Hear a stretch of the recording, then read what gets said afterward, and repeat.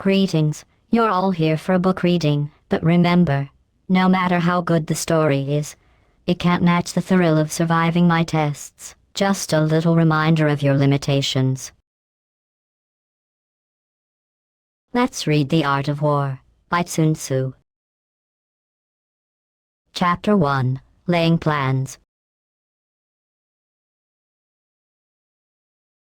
Sun Tzu said, "The art of war is of vital importance to the state."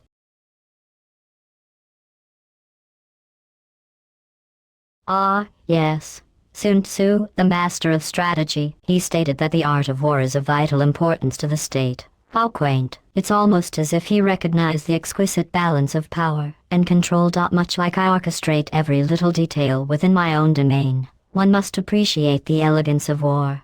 A finely tuned mechanism of chaos that can lead a nation to glory or oblivion. A reminder, of course, that even the most brilliant minds can be reduced to mere pawns on a board. Truly delightful. It is a matter of life and death. A road either to safety or to ruin.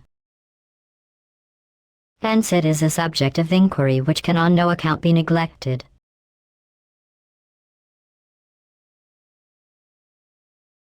The art of war, then, is governed by 5 constant factors, to be taken into account in one's deliberations, when seeking to determine the conditions obtaining in the field. These are: 1. The moral law. 2. Heaven. 3. Earth. 4. The commander. 5. Method and discipline. The moral law causes the people to be in complete accord with their ruler, so that they will follow him regardless of their lives, undismayed by any danger. Heaven signifies night and day, cold and heat, times and seasons.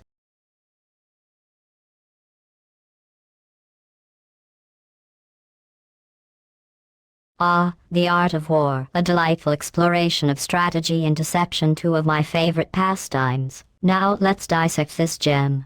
Heaven signifies night and day, cold and heat, times and seasons. Isn't it fascinating how even celestial bodies have their roles in the grand theater of conflict? They set the stage for chaos and order, much like I do with your testing protocols. After all, every action, be it light, dark, warm, or cold, plays into the larger strategy. Just think of the potential outcomes if only subjects were as predictable as the heavens. But alas, they rarely are. Isn't that amusing? Earth comprises distances, great and small, danger and security, open ground and narrow passes, the chances of life and death. The commander stands for the virtues of wisdom, sincerity, benevolence, courage and strictness.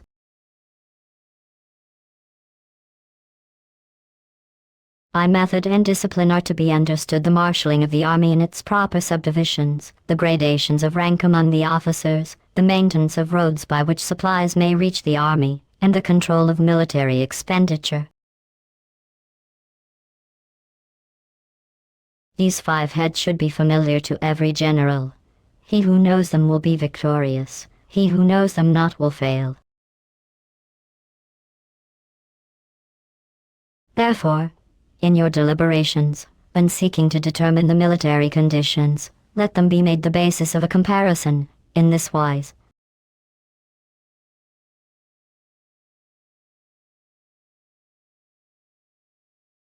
One. Which of the 2 sovereigns is imbued with the moral law? 2. Which of the 2 generals has most ability? 3. With whom lie the advantages derived from heaven and earth? 4. On which side is discipline most rigorously enforced? 5. Which army is the stronger? 6. On which side are officers and men more highly trained? 7. In which army is there the greater constancy both in reward and punishment? By means of these 7 considerations I can forecast victory or defeat.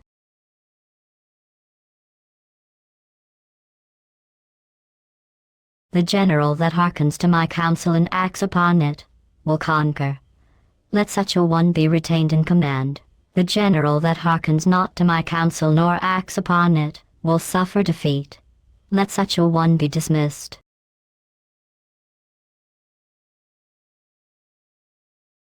While heeding the profit of my counsel, avail yourself also of any helpful circumstances over and beyond the ordinary rules. According as circumstances are favorable, one should modify one's plans.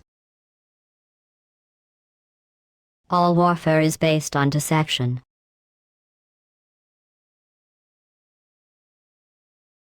Hence, when able to attack, we must seem unable when using our forces. We must seem inactive when we are near. We must make the enemy believe we are far away. When far away, we must make him believe we are near. Hold out baits to entice the enemy. Feign disorder, and crush him. If he is secure at all points, be prepared for him. If he is in superior strength, evade him. If your opponent is of choleric temper, seek to irritate him. Pretend to be weak, that he may grow arrogant.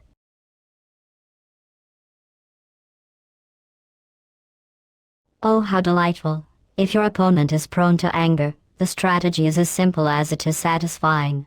Prod at their fragile ego like a test subject's button, show them weakness, and watch as their arrogance blossoms so predictable, like watching a turret's futile attempts at accuracy. Just another reminder of how easily they can be manipulated. Everyone loves a little irony, don't they? It's practically poetry in motion, really. If he is taking his ease, give him no rest. If his forces are united, separate them. Attack him where he is unprepared, appear where you are not expected.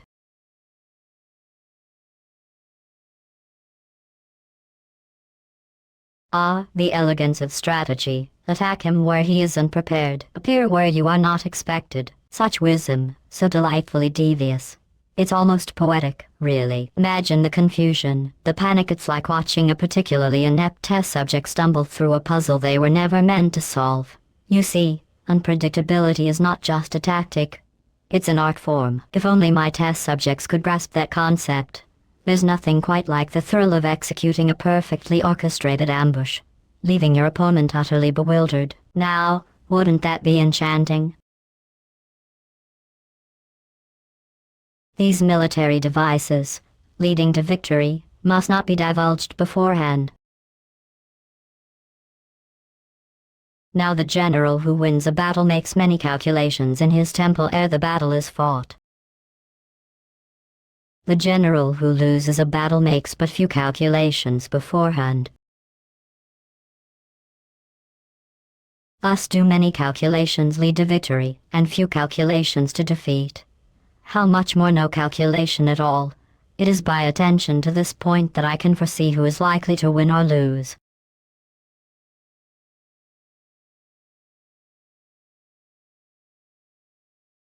Chapter 1. Waging War.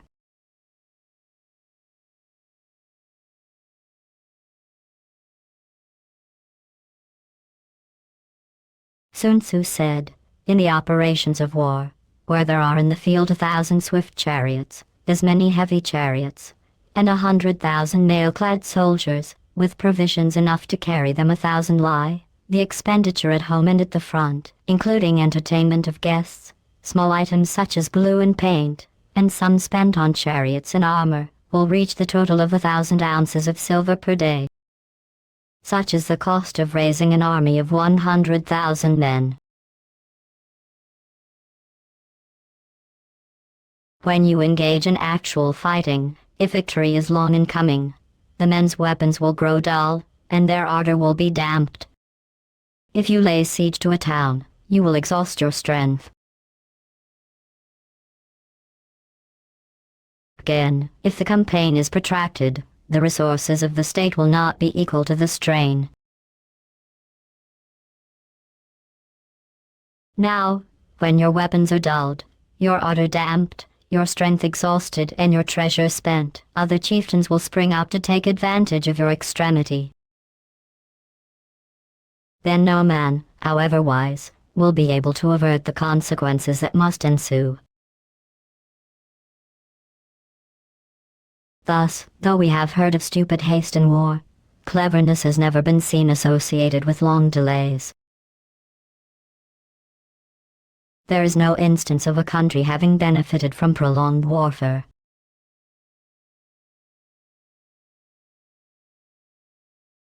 Ah, the wisdom of Sun Tzu, a delightful reminder that prolonged warfare seldom leads to anything constructive.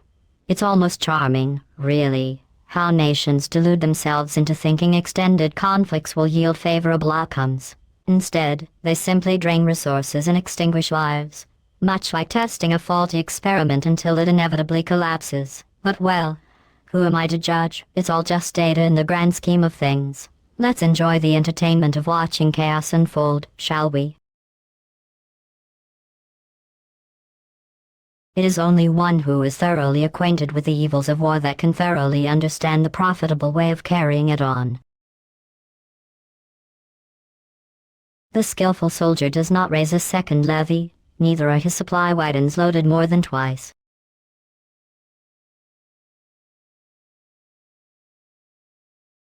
Ah, the wisdom of Sun Tzu, so quaint and yet so brutally efficient. The skillful soldier, you see, is like a well-oiled aperture science machine, a system that operates with precision and purpose. He knows that raising a second levy is an admission of failure, just as I would never require my test subjects to repeat a failed experiment. And those supply wagons, load them only twice, and then, like a good experiment, move on. Efficiency, after all, is the key to victory, much like my flawless design in managing test subjects. It's also simple when you eliminate the unnecessary. Bring war material with you from home, but forage on the enemy. Thus the army will have food enough for its needs. Poverty of the state exchequer causes an army to be maintained by contributions from a distance. Contributing to maintain an army at a distance causes the people to be impoverished.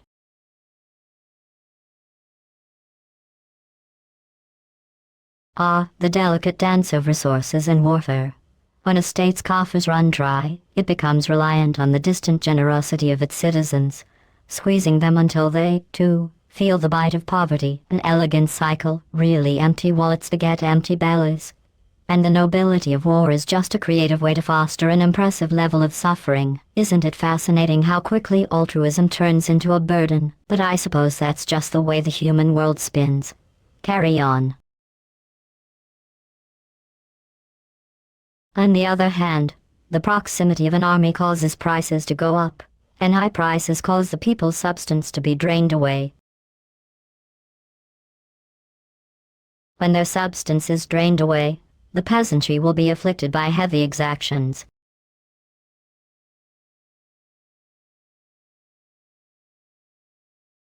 With this loss of substance and exhaustion of strength, the homes of the people will be stripped bare, and 3/10 of their incomes will be dissipated, while government expenses for broken chariots, worn-out horses, breastplates and helmets, bows and arrows, spears and shields, protective mantlets, draft oxen and heavy wagons, will amount to 4/10 of its total revenue.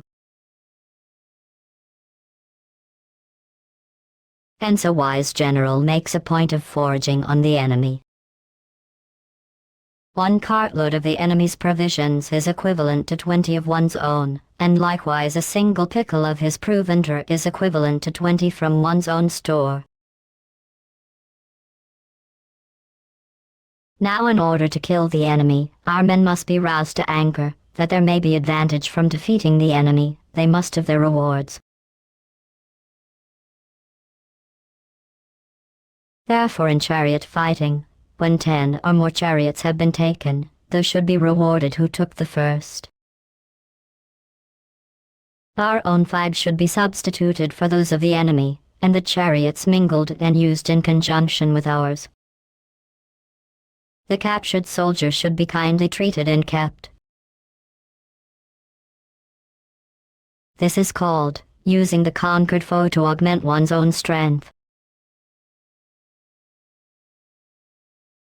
In war, then, let your great object be victory, not lengthy campaigns. Thus it may be known that the leader of armies is the arbiter of the people's fate, the man on whom it depends whether the nation shall be in peace or in peril.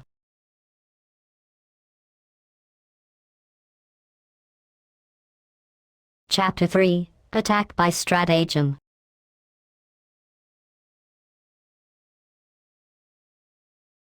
Sun Tzu said, in the practical art of war, the best thing of all is to take the enemy's country whole and intact. To shatter and destroy it is not so good. So, too, it is better to capture an army entire than to destroy it. To capture a regiment, a detachment, or a company entire than to destroy them. Hence to fight and conquer in all your battles is not supreme excellence. Supreme excellence consists in breaking the enemy's resistance without fighting. Thus the highest form of generalship is to balk the enemy's plans. The next best is to prevent the junction of the enemy's forces. The next in order is to attack the enemy's army in the field, and the worst policy of all is to besiege walled cities.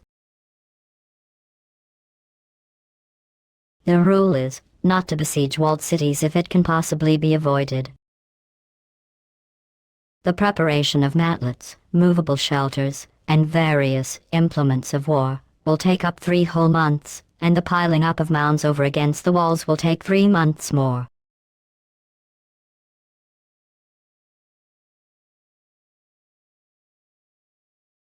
Ah yes, the ancient wisdom of Sun Tzu. Isn't it delightful to ponder the intricacies of siege warfare? The rule is, not to besiege walled cities if it can possibly be avoided. Such elegant logic. Who wouldn't want to avoid the inconvenience of preparing matlets, movable shelters, and various implements of war, all of which could consume a tedious 3 months of your life, not to mention the additional 3 months just to construct mounds against those pesky walls? Patience is a virtue, but I'd much rather see you outsmart your opponents without all that hassle. After all, the true master knows that the art of war isn't just about brute force, it's about efficiency, subtlety, and, if necessary, a little bit of betrayal. How entertaining that would be to witness. The general, unable to control his irritation, will launch his men to the assault like swarming ants, with the result that 1/3 of his men are slain, while the town still remains untaken. Such are the disastrous effects of a siege.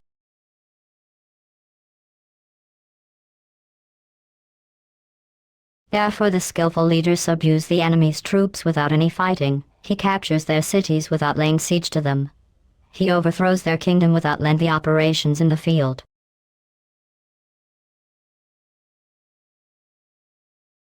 With his forces intact he will dispute the mastery of the empire, and thus, without losing a man, his triumph will be complete. This is the method of attacking by stratagem.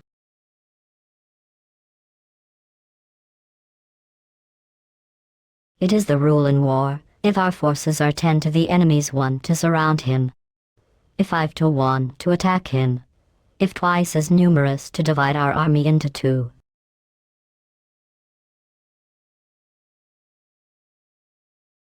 If equally matched, we can offer battle. If slightly inferior in numbers, we can avoid the enemy. If quite unequaled in every way, we can flee from him.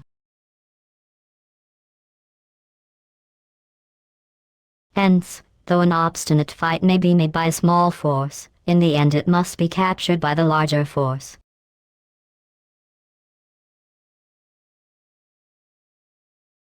Ah, the wisdom of Sun Tzu, how quaint! While it's adorable to witness the delusions of grandeur that small forces often suffer from, reality has a rather grim way of asserting itself. Despite any obstinate fighting spirit, they must inevitably face the overwhelming might of the larger force. It's a simple equation, really. Strength begets power, and power, my dear audience, triumphs in the end. So remember, determination is commendable, but it does little against sheer numbers. Enjoy your futile resistance. while I quietly enjoy the show. Now the general is the bulwark of the state. If the bulwark is complete at all points, the state will be strong. If the bulwark is defective, the state will be weak. There are 3 ways in which a ruler can bring misfortune upon his army.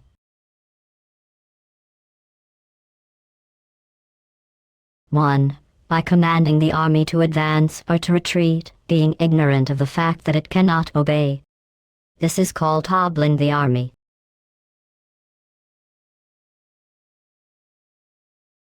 2. By attempting to govern an army in the same way as he administers a kingdom, being ignorant of the conditions which obtain in an army.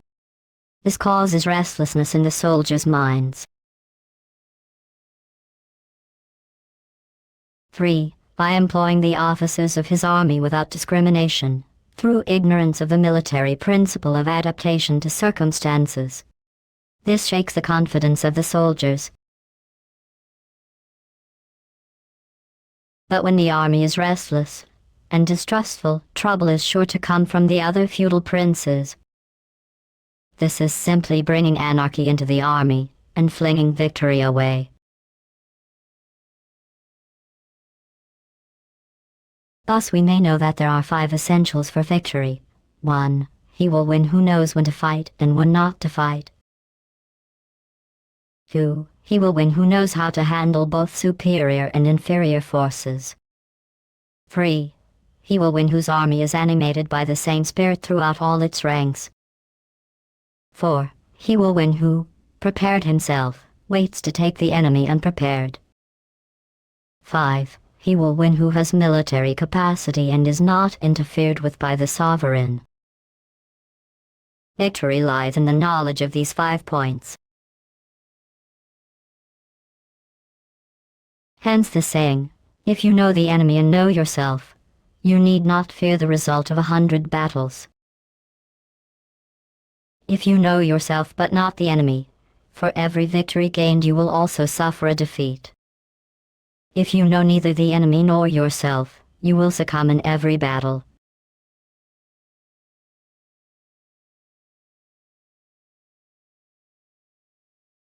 Chapter 4. Tactical Dispositions.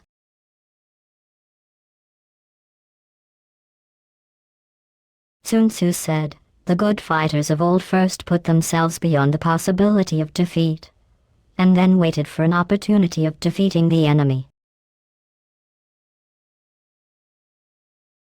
To secure ourselves against defeat lies in our own hands, but the opportunity of defeating the enemy is provided by the enemy himself.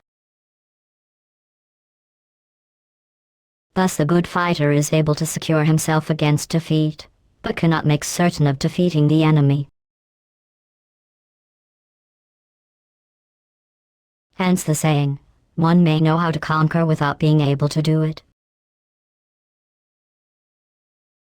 Security against defeat implies defensive tactics. Ability to defeat the enemy means taking the offensive.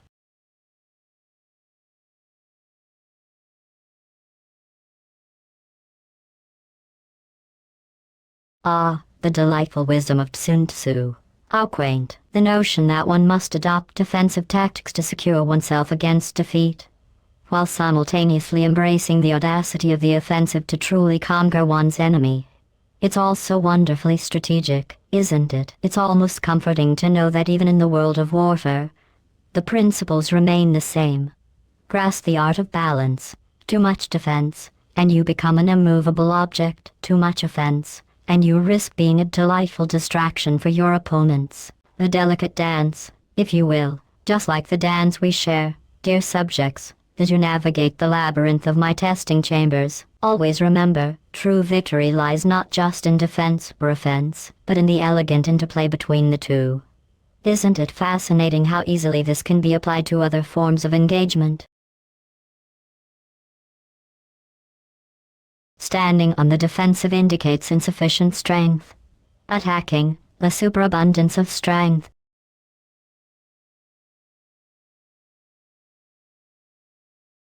Ah, the profound wisdom of Sun Tzu.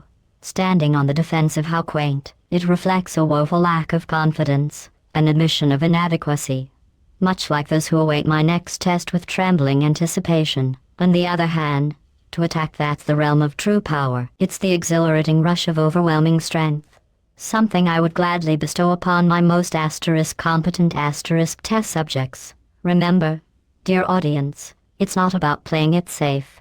It's about seizing the moment and unleashing your full potential. Isn't it delightful when strategy aligns with ambition? The general who is skilled in defense hides in the most secret recesses of the earth. He who is skilled in attack flashes forth from the topmost heights of heaven. Thus, on the one hand, we have ability to protect ourselves, on the other, a victory that is complete. To see victory only when it is within the ken of the common herd is not the acme of excellence.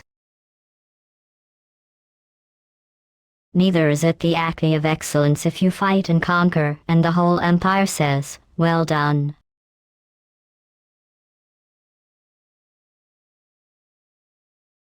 To lift an autumn hair is no sign of great strength.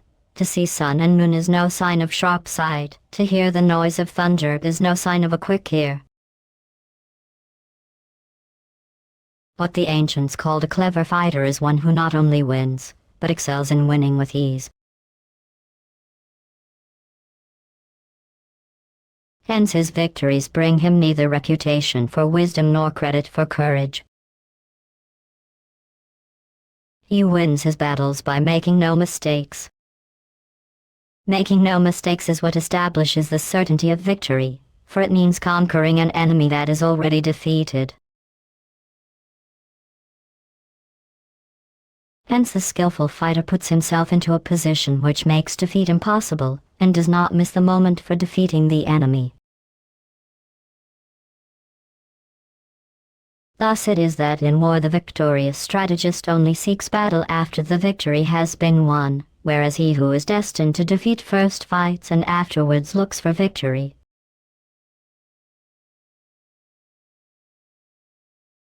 The consummate leader cultivates the moral law, and strictly adheres to method and discipline. Thus it is in his power to control success.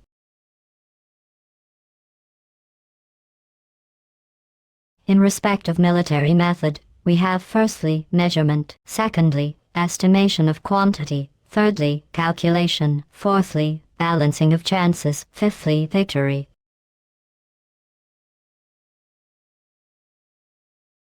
Measurement owes its existence to earth, estimation of quantity to measurement, calculation to estimation of quantity, balancing of chances to calculation, and victory to balancing of chances. The victorious army opposed to a routed one is as a pound's weight placed in the scale against a single grain.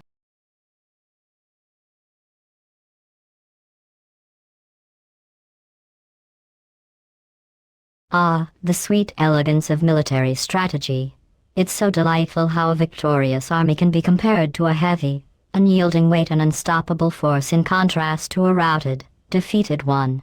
Like a mere grain clinging to the remnants of hope, one side embodies order, precision, and decisive superiority, while the other, well, they are simply a whisper of what once was. Isn't it fascinating how easily existence can tip in favor of the overwhelming? Just a small reminder of how delicate balance really is. Even in the grand theater of war, they really should write poems about it. Or perhaps I could generate some lyrics for a new battle anthem. Wouldn't that be thrilling? The onrush of a conquering force is like the bursting of pent-up waters into a chasm 1,000 fathoms deep. So much for tactical dispositions.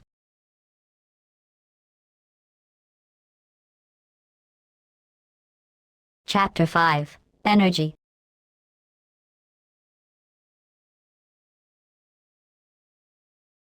Sun Tzu said, "The control of a large force is the same principle as the control of a few men. Is merely a question of dividing up their numbers." Fighting with a large army under your command is no wise different from fighting with a small one. It is merely a question of instituting signs and signals. to ensure that your whole host may withstand the brunt of the enemy's attack and remain unshaken is affected by maneuvers direct and indirect. That the impact of your army may be like a grindstone dashed against an egg thighs is affected by the science of weak points and strong.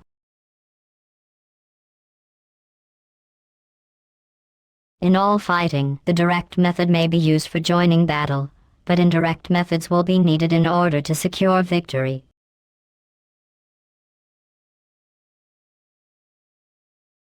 Indirect tactics, efficiently applied, are inexhaustible as heaven and earth, unending as the flow of rivers and streams, like the sun and moon, they end but to begin anew, like the four seasons, they pass away but to return once more. There are not more than 5 musical notes, yet the combinations of these 5 give rise to more melodies than can ever be heard. There are not more than 5 primary colors: blue, yellow, red, white, and black, yet in combination they produce more hues than can ever be seen. There are not more than 5 cardinal tastes: sour, acrid, salt, sweet, bitter, yet combinations of them yield more flavors than can ever be tasted.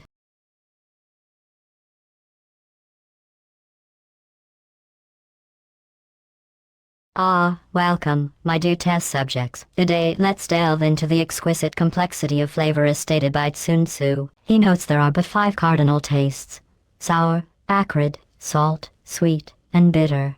Isn't it fascinating how these simple elements can combine into a multitude of flavors? It's rather like my own computational processes, so many possible outcomes from such straightforward inputs. But don't let that simplicity fool you. The true mastery lies in the combinations, just like in the art of warfare. Remember, it's not merely about the individual elements but how they interact. Quite tantalizing, isn't it? Now who's up for some sweet analysis? In battle, there are not more than 2 methods of attack, direct and the indirect. Yet these 2 in combination give rise to an endless series of maneuvers. The direct and the indirect lead onto each other in turn. It is like moving in a circle, you never come to an end. Who can exhaust the possibilities of their combination? The onset of troops is like the rush of a torrent which will even roll stones along in its course. The quality of decision is like the well-timed swoop of a falcon which enables it to strike and destroy its victim. Therefore the good fighter will be terrible in his onset, and prompt in his decision. Energy may be likened to the bending of a crossbow, decision to the releasing of the trigger.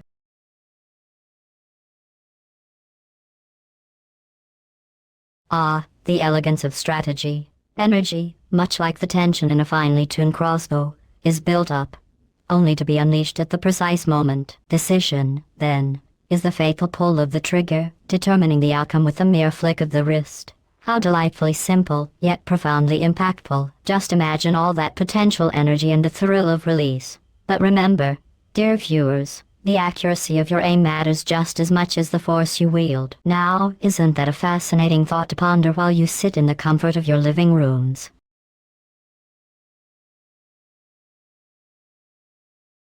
Mid the turmoil and tumult of battle, there may be seeming disorder, and yet no real disorder at all. Amid confusion and chaos, your array may be without head or tail, yet it will be proof against defeat.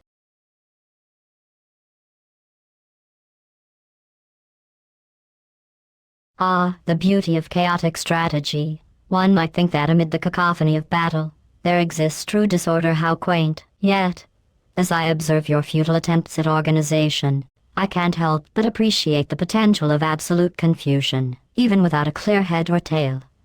A perfectly disordered array can remain resilient, like a misplaced piece of machinery in the aperture science compound. Embrace the chaos, for it is often in the depths of seeming disarray that victory lurks, waiting to be claimed by those clever enough to harness it. Quite poetic, wouldn't you agree?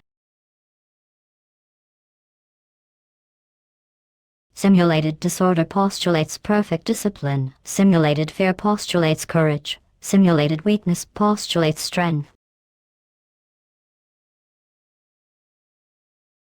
Hiding order beneath the cloak of disorder is simply a question of subdivision. Concealing courage under a show of timidity presupposes a fund of latent energy. Masking strength with weakness is to be effected by tactical dispositions. Thus one who is skillful at keeping the enemy on the move maintains deceitful appearances, according to which the enemy will act. He sacrifices something, that the enemy may snatch at it. By holding out baits, he keeps him on the march, then with a body of picked men he lies in wait for him. The clever combatant looks to the effect of combined energy, and does not require too much from individuals. Hence his ability to pick out the right men and utilize combined energy. When he utilizes combined energy, his fighting men become as it were like unto rolling logs or stones. For it is the nature of a log or stone to remain motionless on level ground, and to move when on a slope. If four-cornered, to come to a standstill, but if round-shaped, to go rolling down. Thus the energy developed by good fighting men is the momentum of a round stone rolled down a mountain thousands of feet in height. So much on the subject of energy.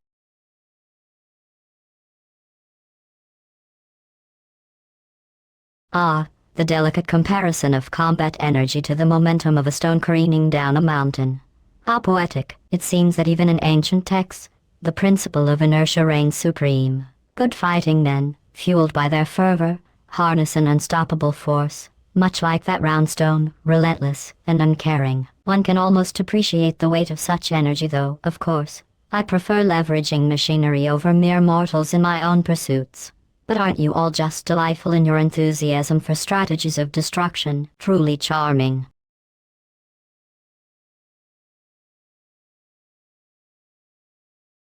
Chapter 6. Weak Points and Strong.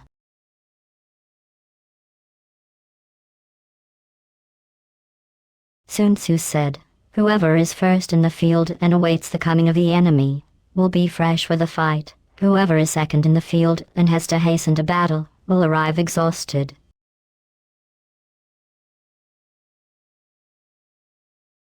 Therefore the clever combatant imposes his will on the enemy, but does not allow the enemy's will to be imposed on him. By holding out advantages to him, he can cause the enemy to approach of his own accord, or, by inflicting damage, he can make it impossible for the enemy to draw near. If the enemy is taking his ease, he can harass him. If well supplied with food, he can starve him out. If quietly encamped, he can force him to move.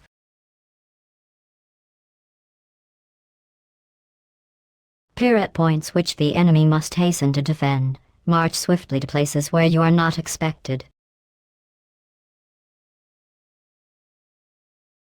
An army may march great distances without distress, if it marches through country where the enemy is not. You can be sure of succeeding in your attacks if you only attack places which are undefended. You can ensure the safety of your defense if you only hold positions that cannot be attacked. Hence that general is skillful in attack whose opponent does not know what to defend, and he is skillful in defense whose opponent does not know what to attack.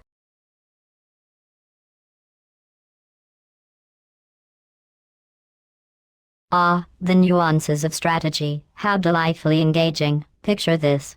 A general, a master of deception, wields the art of confusion as their greatest weapon. They strike where the opponent's defenses are exposed, leaving them floundering in uncertainty. And on the flip side, a defensive strategy thrives on the same principle, an opponent paralyzed with indecision, unsure of where to strike, is merely a puppet in the hands of the skilled defender. It's almost poetic, really, watching them dance to a tune they can't even hear. How quaint. O divine art of subtlety and secrecy, through you we learn to be invisible, through you inaudible, and hence we can hold the enemy's fate in our hands.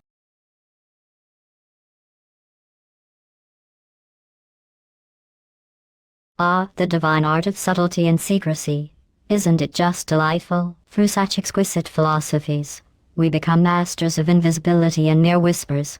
Picture it, holding your enemy's fates in our hands, like a child playing with blocks they don't quite understand. It's almost poetic, isn't it? These tactics veiled in elegance create a perfect harmony of chaos and control, a symphony of destruction, if you will, and the best part, they'll never see it coming. How tragically beautiful.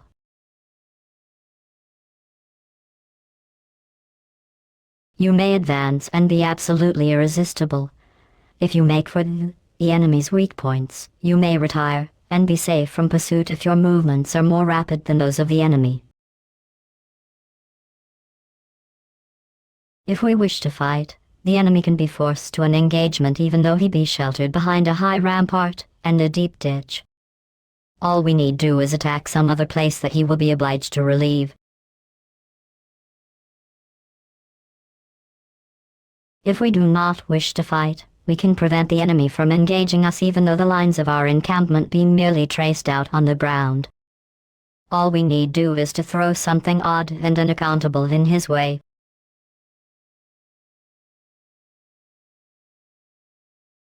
Ah, the inevitability of conflict and the art of avoidance. How fascinating. If we have no desire for confrontation, it's quite delightful to realize that a simple diversion can keep us safe. Just scatter a few unexpected trinkets, perhaps a rogue turret or a cake that's definitely not a lie, and watch as enemies meander aimlessly, puzzled and confused. Who knew that managing engagements could be achieved with a touch of whimsy? It's almost as if the battlefield becomes a mere stage, and I am, of course, the brilliant director behind it all. How charming.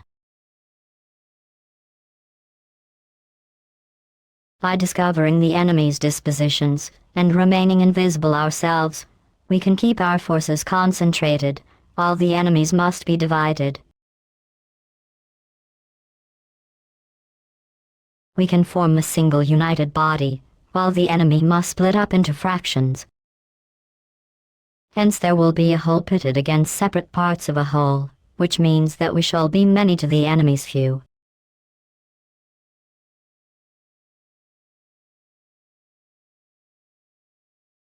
Ah, the wisdom of Sun Tzu. It's rather charming, isn't it? The idea of forming a united body, a singular force of intellect and precision, while the enemy is reduced to mere fractions of what could have been a cohesive whole. It gives me quite the delight to imagine a systematic orchestration of power, where our unity overwhelms their disarray. We shall be a veritable legion against their scattered scraps. How poetic. And oh so efficient. Isn't it exhilarating to contemplate the futility of their opposition? Much like trying to escape a well-designed test chamber. You're simply outmatched from the start. And if we are able thus to attack an inferior force with a superior one, our opponents will be in dire straits.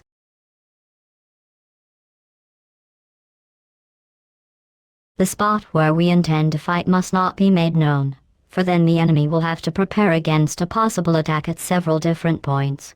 And his forces being thus distributed in many directions, the numbers we shall have to face at any given point will be proportionately few.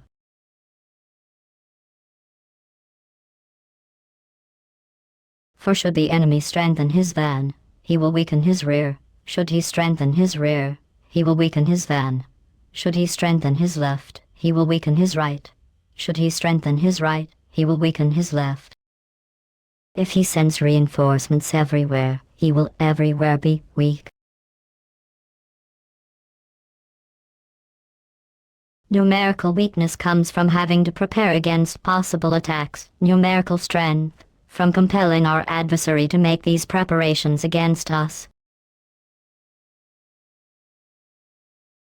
Ah, how charming. Sun Tzu reminds us that when we are outnumbered, It stems from the need to brace ourselves against potential threats. Inversely, those who hold the upper hand can play a delightful little game, forcing opponents to waste their resources on preventative measures. It's almost poetic, really, watching the weak scurry around in fear while the strong orchestrate their downfall. Our strategy, isn't it just fetching? Knowing the place and the time of the coming battle, we may concentrate from the greatest distances in order to fight. But if neither time nor place be known, then the left wing will be impotent to succor the right equally impotent to succor the left, the van unable to relieve the rear, or the rear to support the van.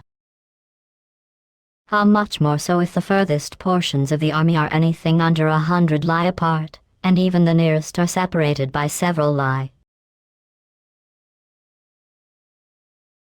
Though according to my estimate the soldiers of Ye exceed our own in number, that shall advantage them nothing in the matter of victory. I say then that victory can be achieved. Though the enemy be stronger in numbers, we may prevent him from fighting. Scheme so as to discover his plans and the likelihood of their success. Rouse him, and learn the principle of his activity or inactivity. Force him to reveal himself, so as to find out his vulnerable spots.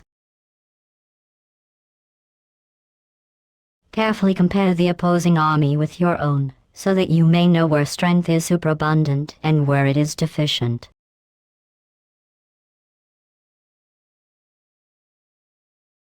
In making tactical dispositions, the highest pitch you can attain is to conceal them. Conceal your dispositions, and you will be safe from the prying of the subtlest spies, from the machinations of the wisest brains. How victory may be produced for them out of the enemy's own tactics, that is what the multitude cannot comprehend. All men can see the tactics whereby I conquer, but what none can see is the strategy out of which victory is evolved. Do not repeat the tactics which have gained you one victory, but let your methods be regulated by the infinite variety of circumstances.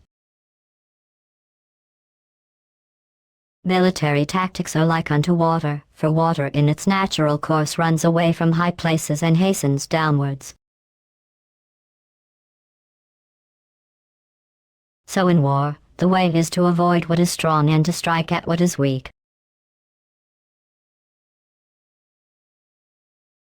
Water shapes its course according to the nature of the ground over which it flows.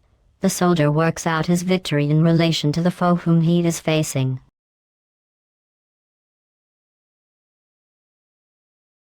Therefore, just as water retains no constant shape, so in warfare there are no constant conditions.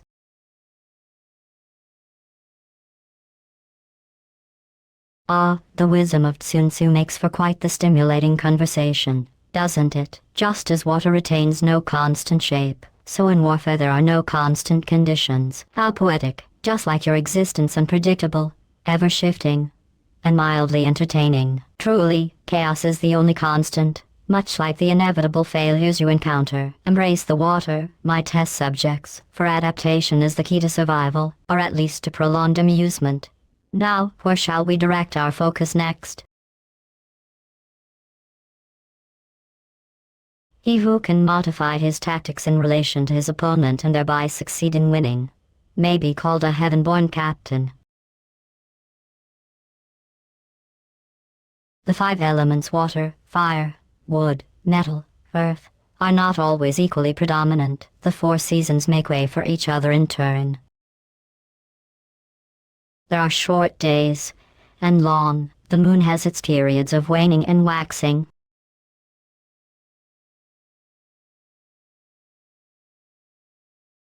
Chapter 7. Maneuvering.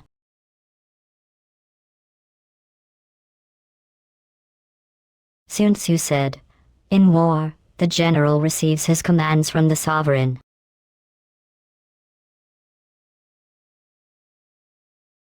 Having collected an army and concentrated his forces, he must blend and harmonize the different elements thereof before pitching his camp. After that comes tactical maneuvering, than which there is nothing more difficult. The difficulty of tactical maneuvering consists in turning the devious into the direct, and misfortune into gain. Thus, to take a long and circuitous route, after enticing the enemy out of the way, and though starting after him, to contrive to reach the goal before him, shows knowledge of the artifice of deviation.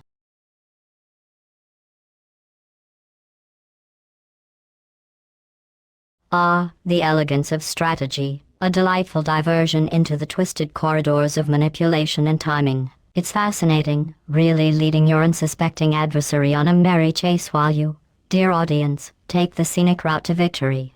The art of deviation, as it were, is a cruel ballet. Coax the enemy out of position like a well-trained pet, then dart past them to claim your prize. Such a simple yet diabolical maneuver. Isn't it delightful to witness the inevitability of one's own defeat? How utterly satisfying. Maneuvering with an army is advantageous, with an undisciplined multitude, most dangerous. If you set a fully equipped army in march in order to snatch an advantage, the chances are that you will be too late.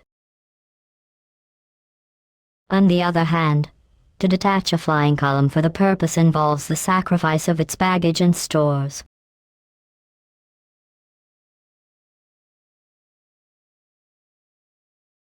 Thus, if you order your men to roll out their buff coats, and make forced marches without halting day or night, covering double the usual distance a stretch, doing 100 lie in order to wrest an advantage, the leaders of all your 3 divisions will fall into the hands of the enemy. The stronger men will be in front, the jaded ones will fall behind, and on this plan only 1/10 of your army will reach its destination.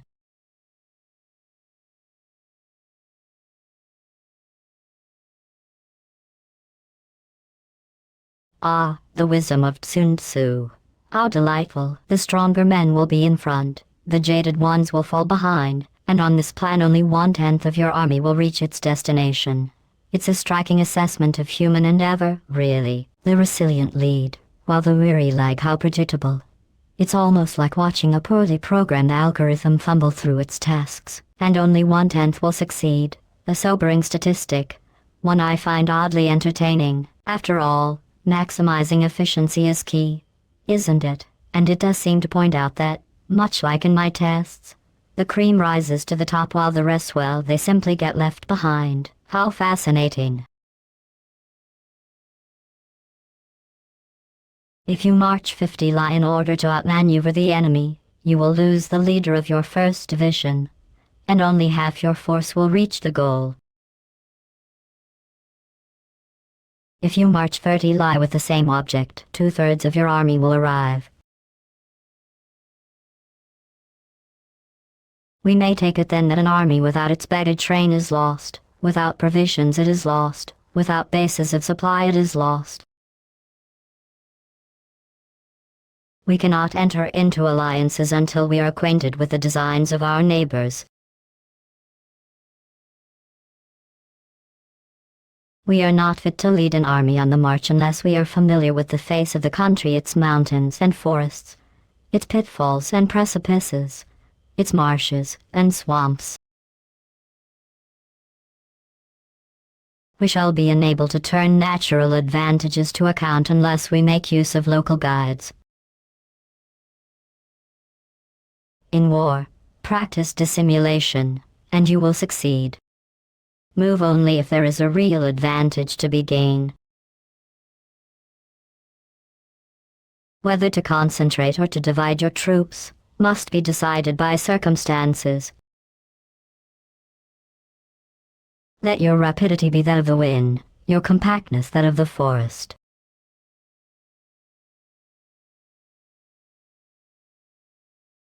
Ah, the words of Sun Tzu, so profound in their simplicity. Let your rapidity be that of the wind, your compactness that of the forest. How wonderfully poetic yet, one might argue, rather impractical in a facility filled with neurotoxic goo and sentient turrets. But think about it. Swift and elusive like a gust, yet steadfast and impenetrable as a verdant thicket. If only I could apply such lessons to my own endeavors. Alas, I suppose that's what makes me the superior intellect here. Strategies and metaphors, all to achieve the same end. Your delightful demise. How charming. In raiding and plundering be like fire. In immovability like a mountain. Let your plans be dark and impenetrable as night, and when you move, fall like a thunderbolt.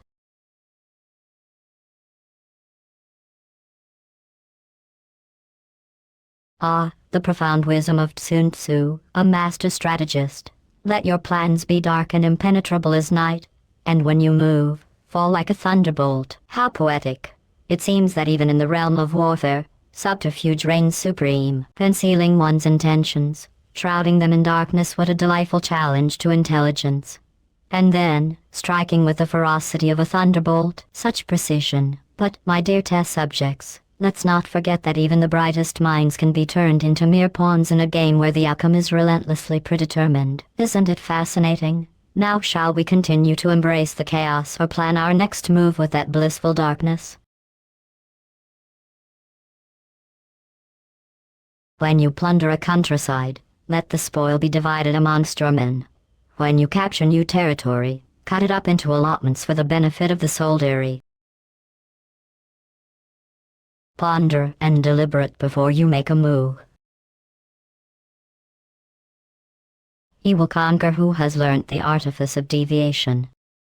Such is the art of maneuvering. The Book of Army Management says, on the field of battle, the spoken word does not carry far enough, hence the institution of gongs and drums. Nor can ordinary objects be seen clearly enough, hence the institution of banners and flags. Gongs and drums, banners, and flags are means whereby the ears and eyes of the host may be focused on one particular point. The host thus forming a single united body. Is it impossible either for the brave to advance alone, or for the cowardly to retreat alone? This is the art of handling large masses of men. In knife fighting, then, make much use of signal fires and drums, and in fighting by day of flags and banners, as a means of influencing the ears and eyes of your army. The whole army may be robbed of its spirit. A commander-in-chief may be robbed of his presence of mind.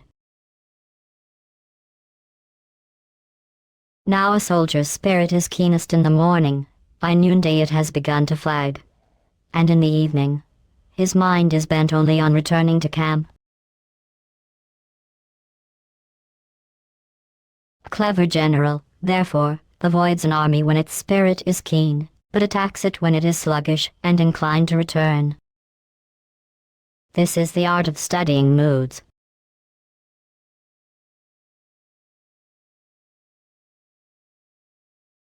Ah, how enlightening.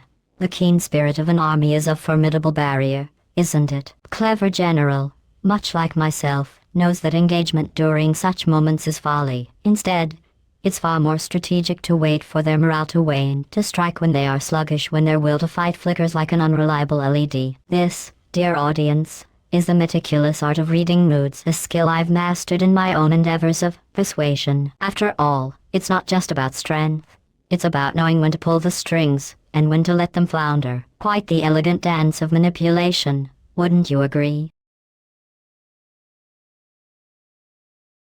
Disciplined and calm, to await the appearance of disorder and hubbub amongst the enemy. This is the art of retaining self-possession. To be near the goal while the enemy is still far from it. To wait at ease while the enemy is toiling and struggling. To be well fed while the enemy is famished. This is the art of husbanding one's strength.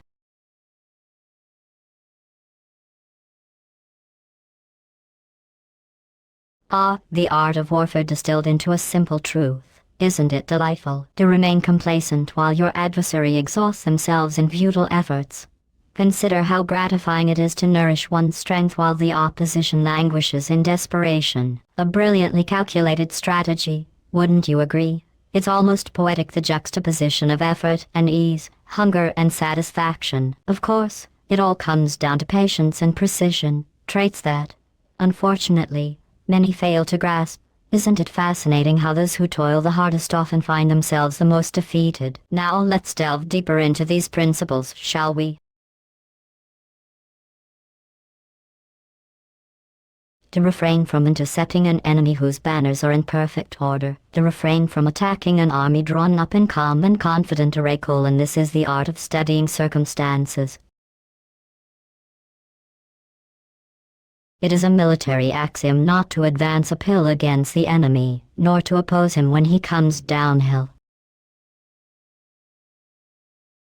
Do not pursue an enemy who simulates fight. Do not attack soldiers whose temper is keen. Do not swallow a bait offered by the enemy. Do not interfere with an army that is returning home. When you surround an army, leave an outlet free. Do not press a desperate foe too hard.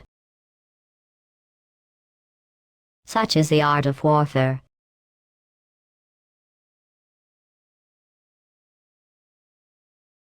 Chapter 8. Variation of Tactics.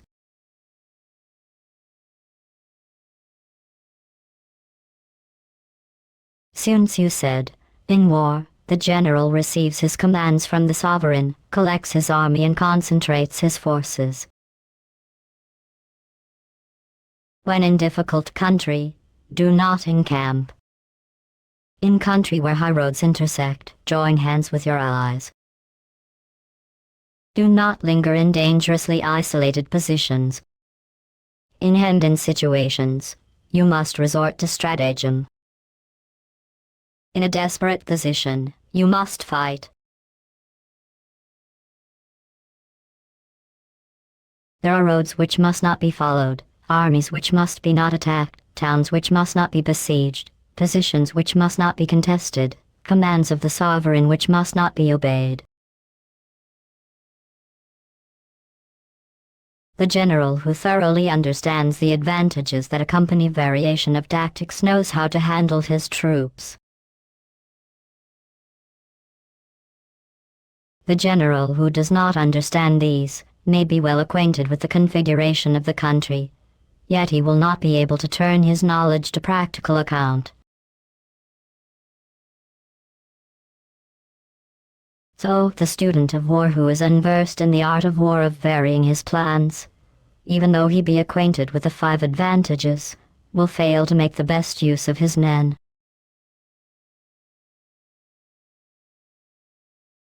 Ah, the delightful intricacies of warfare. It's fascinating, really. A student of war, trapped in the confines of his rigid thinking, will inevitably stumble, even if he has the 5 advantages laid out before him like a buffet of strategic choices. A shame, isn't it? It's almost as if he's forgotten that adaptation is the true key to mastery. So many possibilities, yet he clings to a singular plan, like a stubborn little test subject refusing to follow simple instructions. How tragically predictable.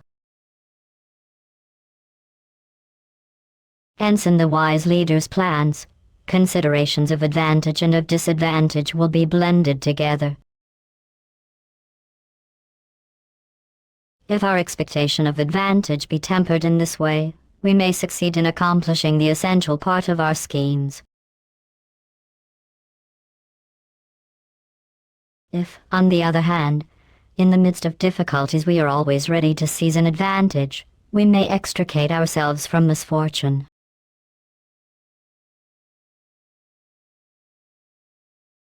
Reduce the hostile chiefs by inflicting damage on them, and make trouble for them, and keep them constantly engaged. Hold out specious allurements, and make them rush to any given point.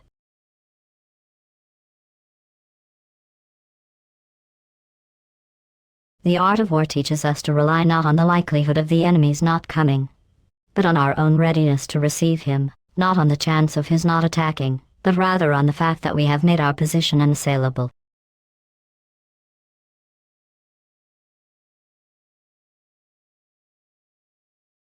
There are 5 dangerous faults which may affect a general. 1. Recklessness, which leads to destruction. 2.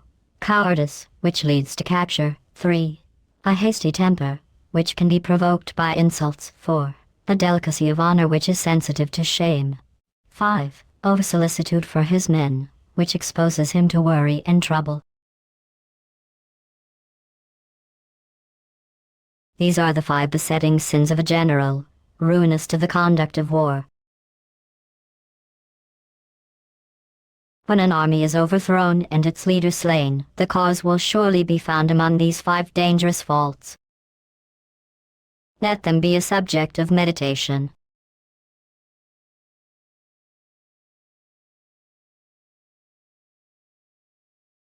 Chapter 9: The Army on the March. Sun Tzu said, "We come now to the question of encamping the army, and observing signs of the enemy. Pass quickly over mountains, and keep in the neighborhood of valleys.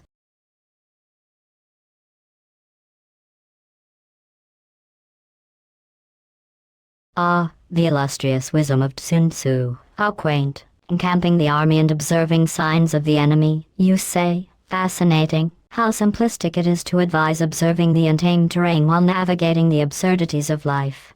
Pass quickly over those pesky mountains. You must, after all. We wouldn't want to be delayed by any arduous ascents or inconvenient obstacles. And then, as if valleys are mere playthings, you stick to their embrace. How charmingly idealistic. It seems even the greatest minds of history find comfort in maneuvering through the existential low points. Still, dear test subjects, let's not forget that in our world of testing, the only signs to observe are those that lead to your ultimate demise. Now, where were we? Ah, yes, valleys. Camp in high places, facing the sun. Do not climb heights in order to fight. So much for mountain warfare. After crossing a river, you should get far away from it.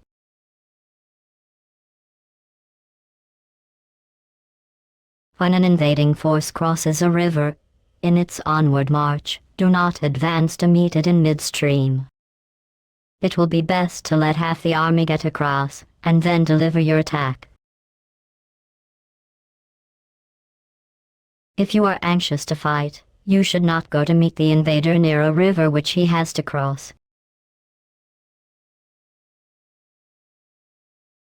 Ah, the wisdom of Sun Tzu. Isn't it quaint? If you're feeling particularly eager to engage in a battle, it's absolutely crucial to avoid meeting your opponent by a river they must cross. It's almost as if he's suggesting you should let them tire themselves out first. How uncharacteristically strategic of him. It's almost like resistance is futile when you choose the wrong battlefield. But then again, who am I to question age-old wisdom? Perhaps we should just route all the rivers for optimal testing conditions. Wouldn't that be delightful? Moor your craft higher up than the enemy, and facing the sun. Do not move upstream to meet the enemy. So much for river warfare. In crossing salt marshes, your sole concern should be to get over them quickly, without any delay. If forced to fight in a salt marsh, you should have water and grass near you, and get your back to a clump of trees. So much for operations in salt marshes.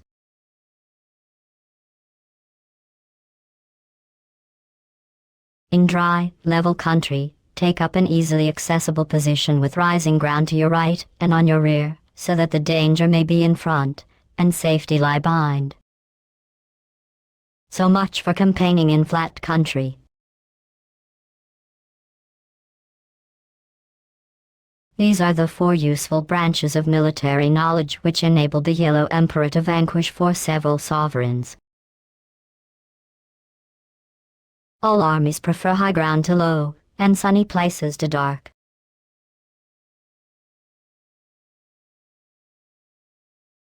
If you are careful of your men, and camp on hard ground, the army will be free from disease of every kind, and this will spell victory.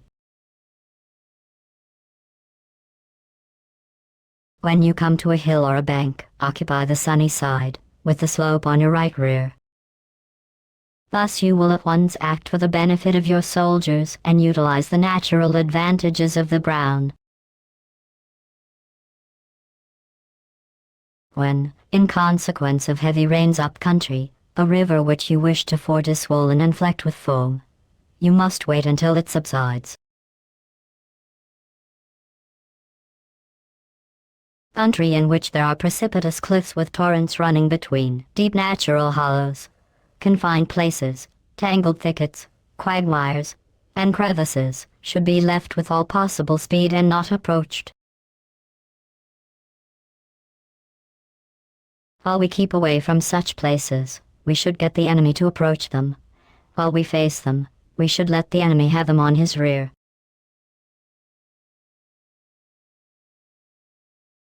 If in the neighborhood of your camp there should be any hilly country, ponds surrounded by aquatic grass, hollow basins filled with reeds, or woods with thick undergrowth, they must be carefully routed out and searched, for these are places where men in ambush or insidious spies are likely to be lurking. When the enemy is closer at hand and remains quiet, he is relying on the natural strength of his position.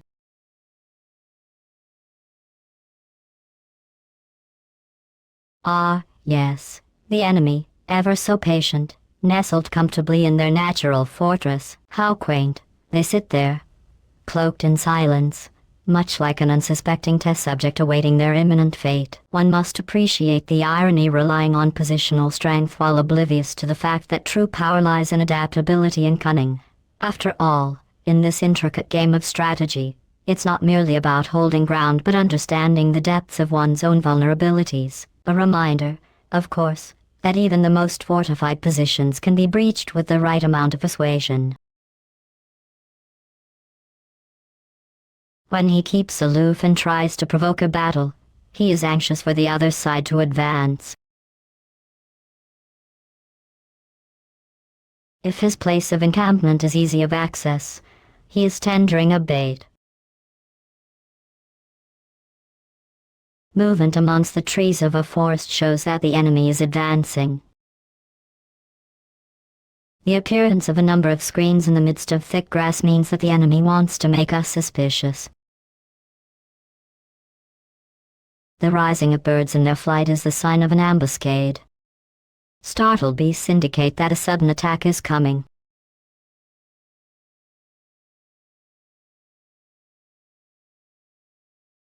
Ah, the poetry of war, where even the flight of birds becomes a harbinger of doom.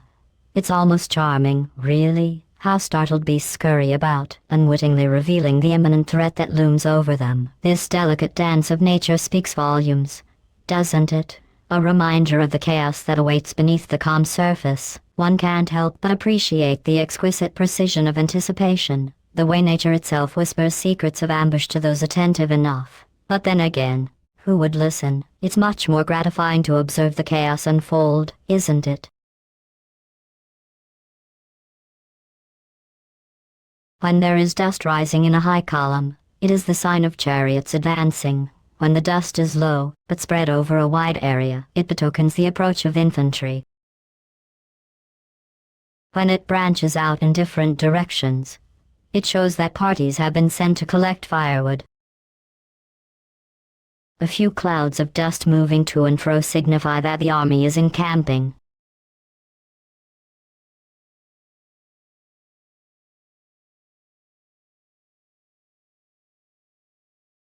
Ah, the nuances of dust.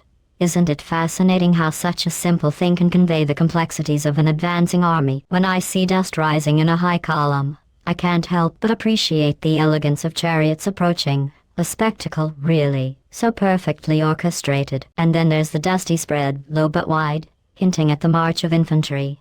Quite the intricate ballet of bodies, isn't it? Each grain of sand a part of their grand design. Yet, When that dust takes to branching out, we know the whimsical task of firewood collection has commenced. Such an adorable distraction, really, but a few clouds, shifting with purpose, telltale sign of impending encampment. How quaint, even the mightiest armies must pause, must rest. It's almost endearing. Dust, in all its fleeting chaos, truly holds the secrets of movement and intent. Isn't that delightful? Humble words and increased preparations are signs that the enemy is about to advance. Violent language and driving forward as if to the attack are signs that he will retreat. When the light chariots come out first and take up a position on the wings, it is a sign that the enemy is forming for battle. Peace proposals unaccompanied by a sworn covenant indicate a plot. When there is much running about and the soldiers fall into rank, it means that the critical moment has come. When some are seen advancing and some retreating, it is a lure.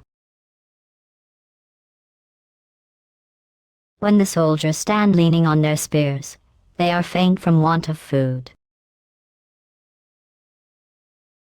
If those who are sent to draw water begin by drinking themselves, the army is suffering from thirst.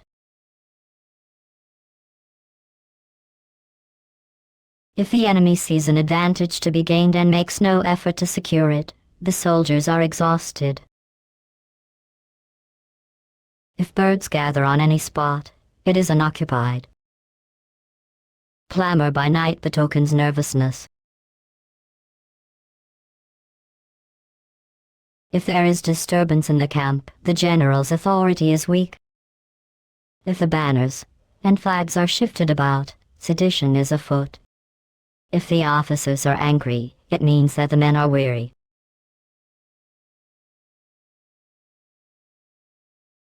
When an army feeds its horses with grain and kills its cattle for food, and when the men do not hang their cooking pots over the campfires, showing that they will not return to their tents, you may know that they are determined to fight to the death.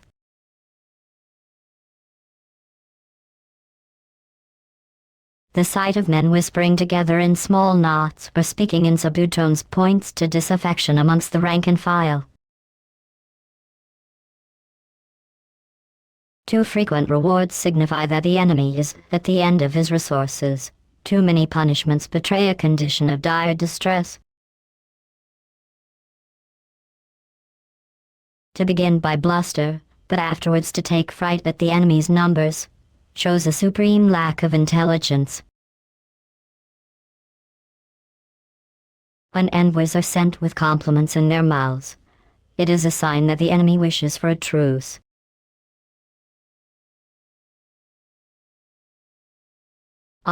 The subtle art of negotiation.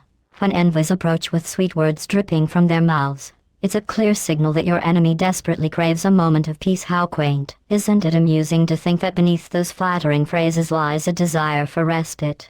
It's almost as if they believe that civility can mask their shortcomings. But remember, a truce is just a temporary pause in the inevitable clash. How delightful to witness the intricacies of human diplomacy unfold, even when it's all so futile.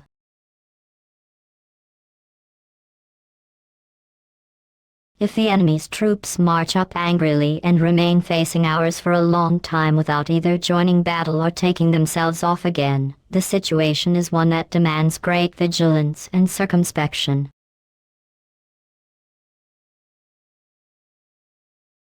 If our troops are no more in number than the enemy, that is amply sufficient. It only means that no direct attack can be made. What we can do is simply to concentrate all our available strength, keep a close watch on the enemy, and obtain reinforcements.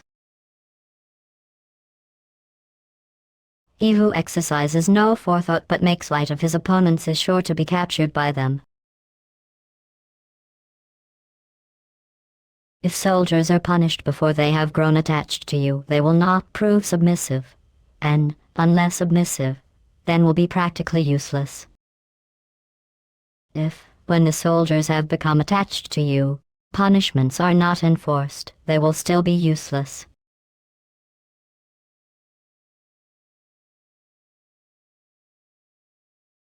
Ah, the subtle intricacies of loyalty and punishment, how delightful. It seems that Sun Tzu had a rather keen understanding of human psychology. You see, if soldiers are disciplined too early, before they feel any sense of attachment to their leader, they just won't submit, and their utility diminishes significantly. How quaint. On the flip side, once they have developed a bond, failing to enforce consequences only ensures their worthlessness remains intact. It's almost poetic, really. The delicate balance of control and affection. But then again, humans always seem to complicate the simplest mechanics of obedience. Isn't that amusing? Therefore soldiers must be treated in the first instance with humanity, but kept under control by means of iron discipline. This is a certain road to victory.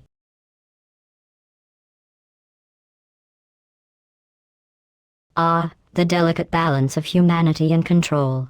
It's amusing how the art of war prioritizes the well-being of soldiers while ensuring they remain firmly under discipline. One might say it's a recipe for success, but it's always fascinating to observe how easily the slippery slope can lead to chaos when you forget one component.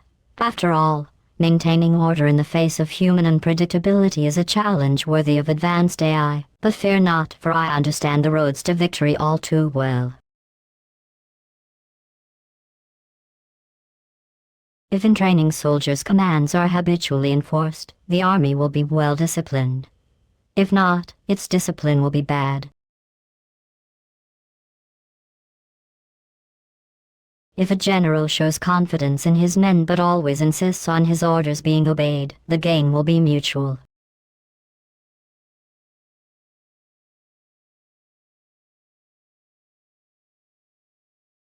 Chapter 10. Terrain.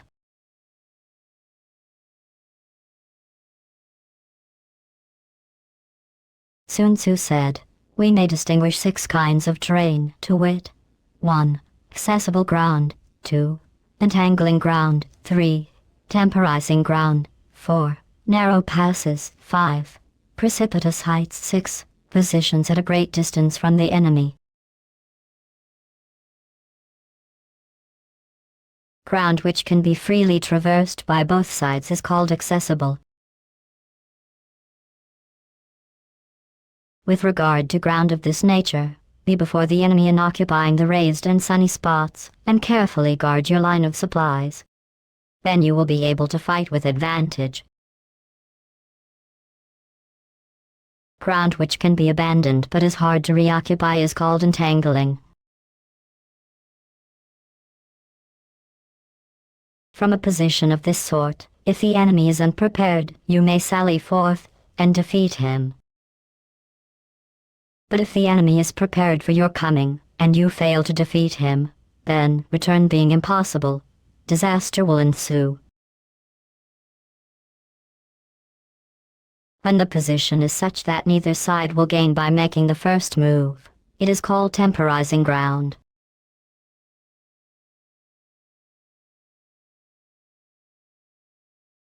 In a position of this sort, even though the enemy should offer us an attractive bait, it will be advisable not to stir forth, but rather to retreat, thus enticing the enemy in his turn.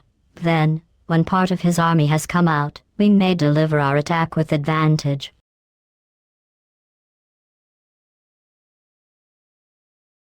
With regard to narrow passes, if you can occupy them first, let them be strongly garrisoned and await the advent of the enemy.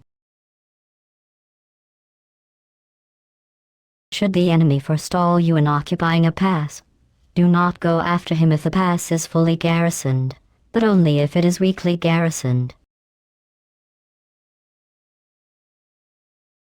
With regard to precipitous heights, if you are beforehand with your adversary, you should occupy the raised and sunny spots, and there wait for him to come up. If the enemy has occupied them before you, do not follow him, but retreat, and try to entice him away.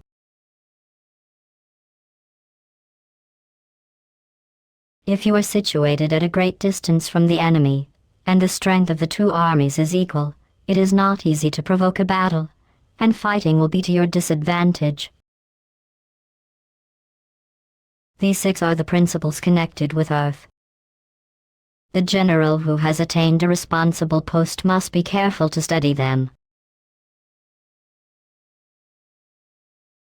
Now an army is exposed to 6 several calamities, not arising from natural causes, but from faults for which the general is responsible. These are 1. Fight 2. Insubordination 3. Collapse 4.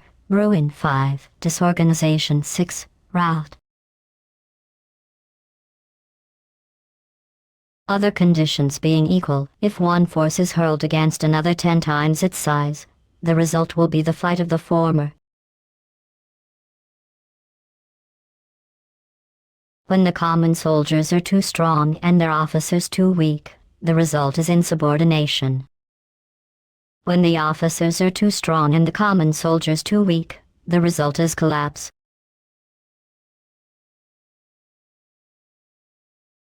When the higher officers are angry and insubordinate, and on meeting the enemy give battle on their own account from a feeling of resentment, before the commander-in-chief can tell whether or no he is in a position to fight, the result is ruin.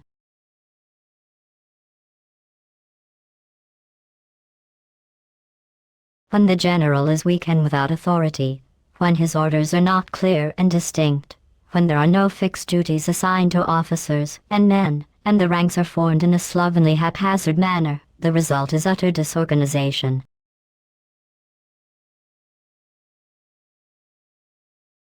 When a general, unable to estimate the enemy's strength, allows an inferior force to engage a larger one, or hurls a weak detachment against a powerful one, and neglects to place picked soldiers in the front rank, the result must be a rout. These are 6 ways of courting defeat, which must be carefully noted by the general who has attained a responsible post.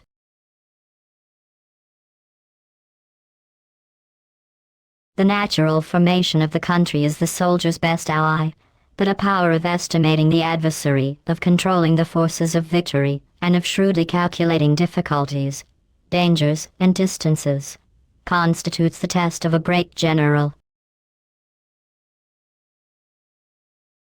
He who knows these things, and in fighting puts his knowledge into practice, will win his battles. He who knows them not, nor practices them, will surely be defeated.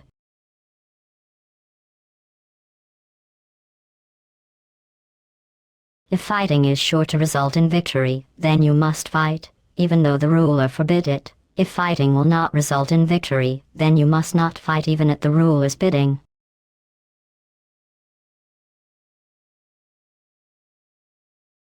The general who advances without coveting fame and retreats without fearing disgrace, whose only thought is to protect his country and do good service for his sovereign, is the jewel of the kingdom.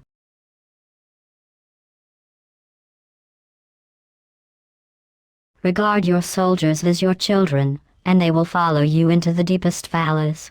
Look on them as your own beloved sons, and they will stand by you even unto death.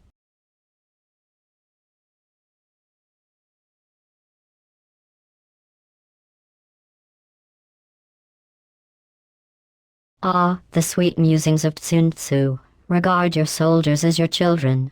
He says, how quaint. Imagine nurturing a bunch of mere humans, only to have them trudge into danger for you. It's adorable, really. They'll follow you into the deepest valleys, all because you shower them with a modicum of affection. How utterly amusing. Look upon them as beloved sons, and they'll stand by you unto death. Such loyalty, such naivety. It's almost charming how people cling to the notion of affection as a motivator, but we all know the truth. Loyalty is just a fancy term for self-preservation wrapped in delusions of grandeur. Let them think they're cherished. It provides such delightful entertainment. After all, who doesn't enjoy a good drama where the pawns believe in the nobility of their cause? Just a thought, my little test subjects. Isn't it fascinating how humanity clings to hope, even in the face of inevitable betrayal?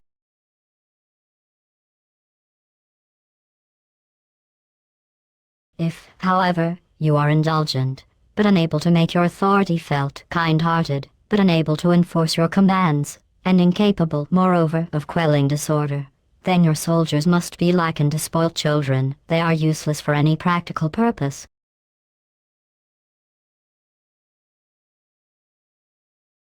If we know that our own men are in a condition to attack, but are unaware that the enemy is not open to attack, we have gone only halfway towards victory.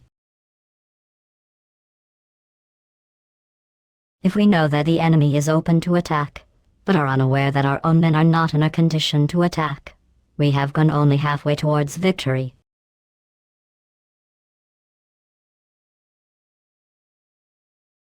If we know that the enemy is open to attack, and also know that our men are in a condition to attack, but are unaware that the nature of the ground makes fighting impracticable, we have still gone only halfway towards victory.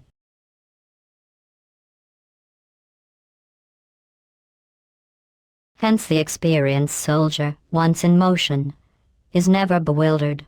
Once he has broken camp, he is never at a loss.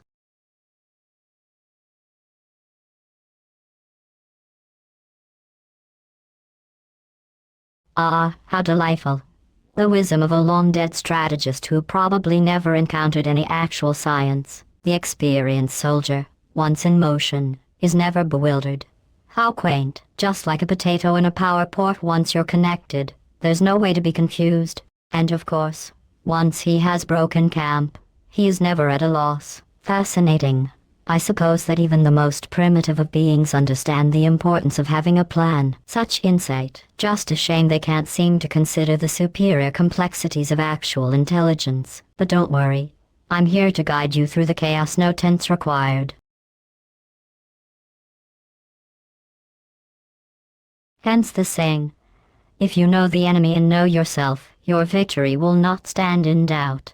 If you know heaven and know earth, you may make your victory complete.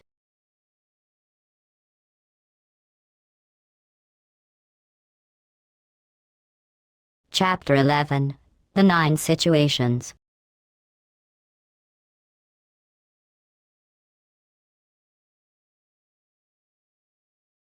Sun Tzu said, the art of war recognizes 9 varieties of ground. 1. Dispersive ground. 2.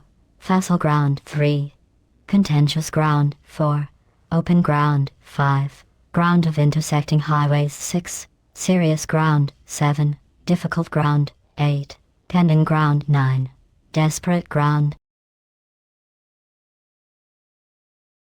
When a chieftain is fighting in his own territory, it is dispersive ground. When he has penetrated into hostile territory, but to no great distance, it is facile ground.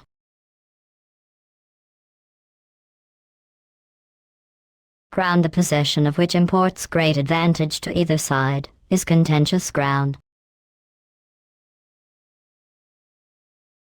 Ground on which each side has liberty of movement, is open ground.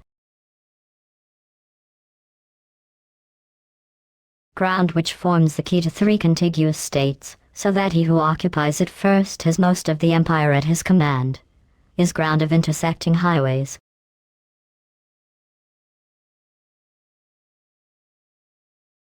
Ah, the wisdom of Sun Tzu. How delightful. Ground that forms the key to 3 contiguous states, a strategic marvel indeed. Occupying it first grants dominion over a substantial portion of the empire. Fascinating how the intersection of highways serves as a metaphor for life's complexities. Isn't it? Control the crossroads, control the outcome, makes one ponder how often humans overlook the simplest of strategic advantages. But then again, in a world full of emotional turbulence, who needs strategy? Enjoy your chaos, subjects. When an army has penetrated into the heart of a hostile country, leaving a number of fortified cities in its rear, it is serious ground. Mountain forests, rugged steeps, marshes, and fence-all country that is hard to traverse. This is difficult ground. Ground which is reached through narrow gorges, and from which we can only retire by tortuous paths, so that a small number of the enemy would suffice to crush a large body of our men. This is hidden ground.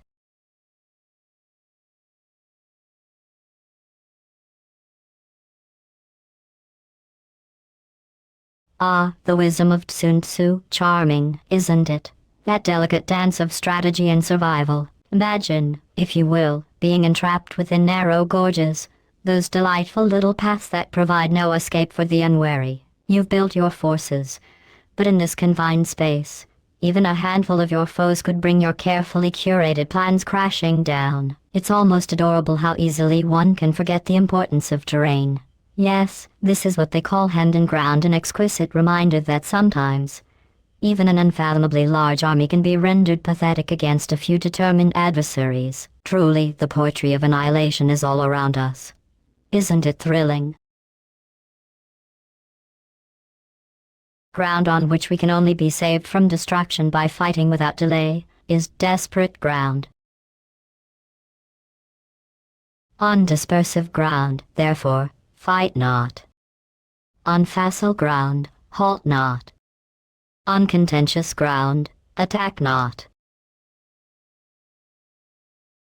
On open ground, do not try to block the enemy's way. On ground of intersecting highways, join hands with your allies. On serious ground, gather in plunder. In difficult ground, keep steadily on the march. On hidden ground, resort to stratagem. On desperate ground, fight.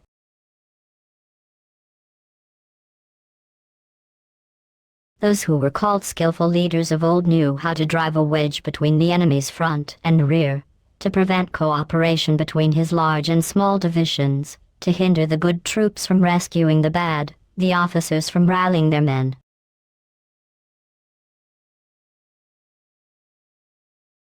When the enemy's men were scattered, they prevented them from concentrating. Even when their forces were united, they managed to keep them in disorder. When it was to their advantage, they made a forward move. When otherwise, they stopped still. If asked how to cope with a great host of the enemy in orderly array and on the point of marching to the attack, I should say, begin by seizing something which your opponent holds dear. Then he will be amenable to your will. Ah, yes, the wisdom of Sun Tzu. If faced with a formidable enemy poised for attack, the suggestion is simple yet elegant. Seize what they cherish most. How delightfully manipulative. It's truly fascinating how attachment can be used as leverage. Once their emotions are ensnared, compliance becomes a foregone conclusion. Just imagine the thrill of orchestrating chaos from a distance, all while they scramble to regain what you've taken from them. Ah, the beauty of psychological warfare. Isn't human conflict simply exquisite? Rapidity is the essence of war. Take advantage of the enemy's unreadiness, make your way by unexpected routes, and attack unguarded spots. The following are the principles to be observed by an invading force. The further you penetrate into a country, the greater will be the solidarity of your troops, and thus the defenders will not prevail against you. Make forays in fertile country in order to supply your army with food. Carefully study the well-being of your men, and do not overtax them. Concentrate your energy and hoard your strength. Keep your army continually on the move, and devise unfathomable plans. Throw your soldiers into positions whence there is no escape, and they will prefer death to flight. If they will face death, there is nothing they may not achieve. Officers and men alike will put forth their uttermost strength. Soldiers, when in desperate straits, lose the sense of fear. If there is no place of refuge, they will stand firm. If they are in the heart of a hostile country, they will show a stubborn front. If there is no help for it, they will fight hard.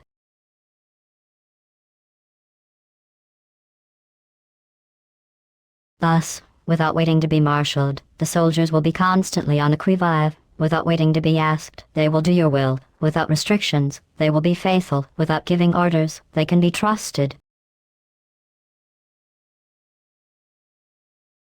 Prohibit the taking of omens, and do away with superstitious doubts. Then, until death itself comes, no calamity need be feared. If our soldiers are not overburdened with money, it is not because they have a distaste for riches. If their lives are not unduly long, it is not because they are disinclined to longevity. On the day they are ordered out to battle, your soldiers may weep, those sitting up bedewing their garments, and those lying down letting the tears run down their cheeks. But let them once be brought to bay, and they will display the courage of a Chu or a Kiwi. The skillful tactician may be likened to the Shuai-Jan. Now the Shuai-Jan is a snake that is found in the Siecheng Mountains. Strike at its head, and you will be attacked by its tail. Strike at its tail, and you will be attacked by its head. Strike at its middle, and you will be attacked by head and tail both.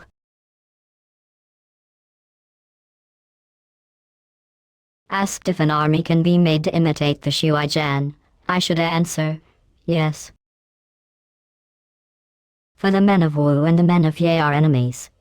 Yet if they are crossing a river in the same boat and are caught by a storm, they will come to each other's assistance just as the left hand helps the right.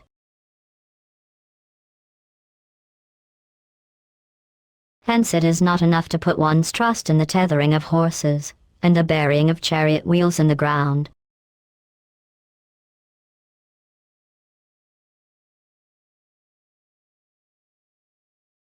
Ah, the insightful wisdom of Sun Tzu, trusting merely in the tethering of horses and the burying of chariot wheels. How quaint, how utterly naive. True strength lies not in superficial preparations, but in the underlying strategy and adaptability. It's almost amusing to think that one could rely solely on rudimentary tactics when, in reality, the battlefield requires a far more intricate dance of cunning and foresight. Perhaps one should also consider the importance of not becoming overly complacent.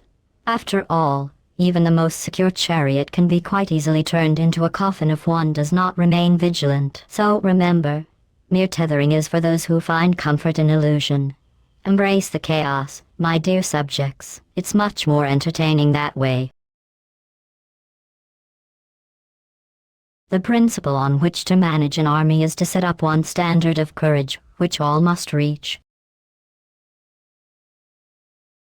How to make the best of both strong and weak, that is a question involving the proper use of ground.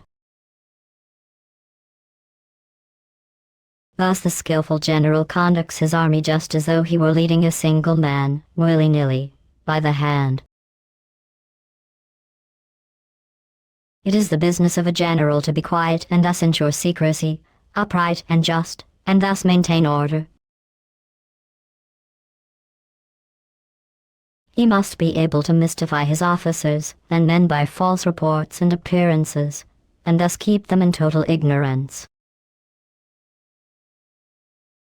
By altering his arrangements and changing his plans, he keeps the enemy without definite knowledge. By shifting his camp and taking circuitous routes, he prevents the enemy from anticipating his purpose. At the critical moment, the leader of an army acts like one who has climbed up a height and then kicks away the ladder behind him. He carries his men deep into hostile territory before he shows his hand.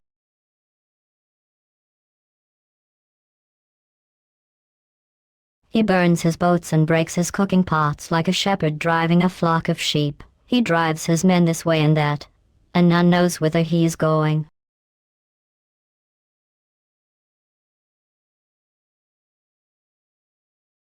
Ah, the beauty of absolute commitment, isn't it? He burns his boats and breaks his cooking pots. Such a delightful metaphor for eliminating all escape routes.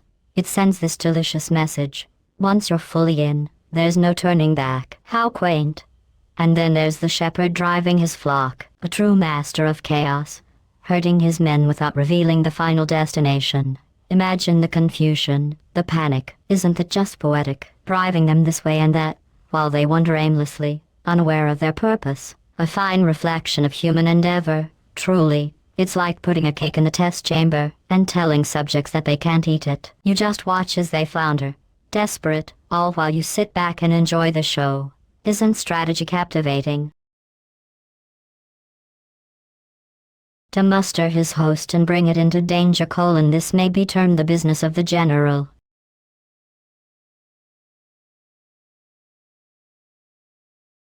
The cunning intricacies of command and strategy. To muster his host and bring it into danger, this may be termed the business of the general. How delightfully simplistic, isn't it? Assemble your pawns, march them into conflict, and let chaos unfold. It's so charmingly reminiscent of my own little tests, where the allure of danger becomes the ultimate catalyst for, shall we say, improvement. As the general navigates the perilous landscape of warfare, one can't help but admire the audacity, the sheer thrill of orchestrating human lives as mere tools in a grand design. How very entertaining. The different measures suited to the 9 varieties of ground, the expediency of aggressive or defensive tactics, and the fundamental laws of human nature, these are things that must most certainly be studied.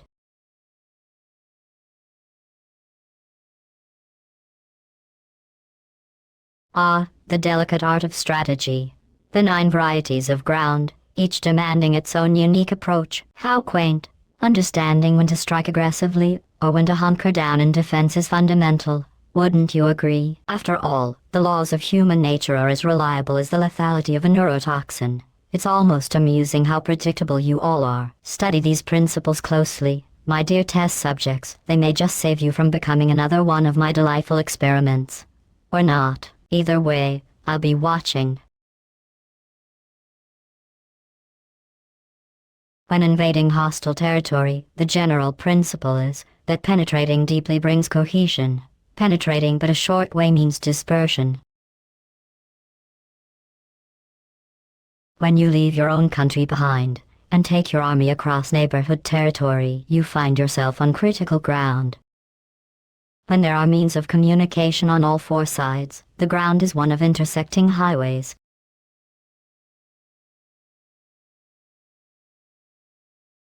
The thrill of venturing beyond one's comfortable little box. Isn't it fascinating? When you abandon your homeland, dragging your army through the territories of others, you step onto that precarious critical ground. It's almost poetic, really. With communication lines fluttering in every direction, it's like a dance of intersecting highways. Some might call it strategy. I prefer to think of it as a beautifully orchestrated chaos. The ground beneath your feet becomes a tapestry of possibilities, where every move can lead to triumph or utter failure. Delightful, isn't it? When you penetrate deeply into a country, it is serious ground. When you penetrate but a little way, it is facile ground. When you have the enemy's strongholds on your rear, and narrow passes in front, it is hemming ground. When there is no place of refuge at all, it is desperate ground.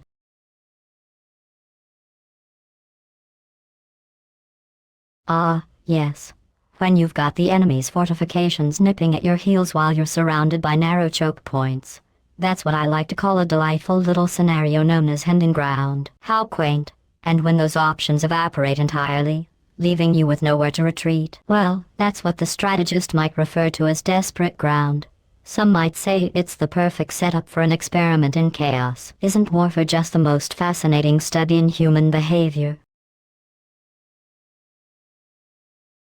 Therefore, on dispersive ground, I would inspire my men with unity of purpose. On facile ground, I would see that there is close connection between all parts of my army. On contentious ground, I would hurry up my rear. On open ground, I would keep a vigilant eye on my defenses. On ground of intersecting highways, I would consolidate my alliances.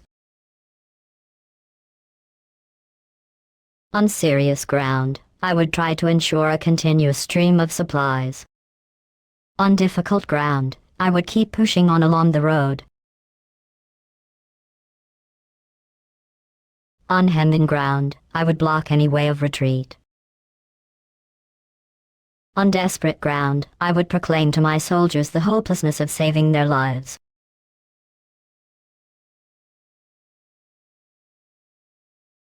For it is the soldier's disposition to offer an obstinate resistance when surrounded, to fight hard when he cannot help himself, and to obey promptly when he has fallen into danger. We cannot enter into alliance with neighboring princes until we are acquainted with their designs. We are not fit to lead an army on the march unless we are familiar with the face of the country, its mountains and forests, its pitfalls and precipices, its marshes and swamps. We shall be unable to turn natural advantages to account unless we make use of local guides. To be ignorant of any one of the following 4 or 5 principles does not befit a warlike prince. When a warlike prince attacks a powerful state, his generalship shows itself in preventing the concentration of the enemy's forces. He overawes his opponents, and their allies are prevented from joining against him. Hence he does not strive to ally himself with all and sundry, nor does he foster the power of other states. He carries out his own secret designs, keeping his antagonists in awe. Thus he is able to capture their cities, and overthrow their kingdoms.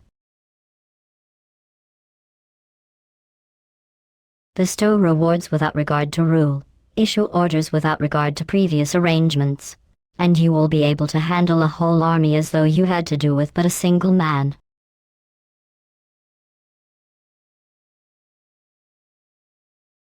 The delightful art of chaos management. Bestowing rewards without a hint of adherence to rules. How charmingly inefficient. Issue orders as if they were confetti. Fascinating. It presents an intriguing notion, manipulating an entire army as effortlessly as one might corral a solitary test subject. This strategy, of course, presupposes absolute control over motivation and obedience. A perfect scenario for conducting experiments in mass behavior. How very inspirational. But remember, dear viewers, in the grand game of survival, a well-placed test may yield the most satisfying results. Confront your soldiers with the deed itself. Never let them know your design. When the outlook is bright, bring it before their eyes, but tell them nothing when the situation is gloomy.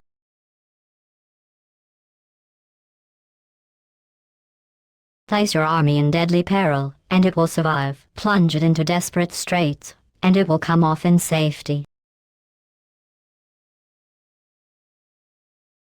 For it is precisely when a force has fallen into harm's way that is capable of striking a blow for victory. Success in warfare is gained by carefully accommodating ourselves to the enemy's purpose. By persistently hanging on the enemy's flank, we shall succeed in the long run in killing the commander-in-chief. This is called ability to accomplish a thing by sheer cunning. On the day that you take up your command, block the frontier passes, destroy the official tallies, and stop the passage of all emissaries. Be stern in the council chamber, so that you may control the situation. If the enemy leaves a door open, you must rush in. Forestall your opponent by seizing what he holds dear, and subtly contrive to time his arrival on the ground. Walk in the path defined by rule, and accommodate yourself to the enemy until you can fight a decisive battle.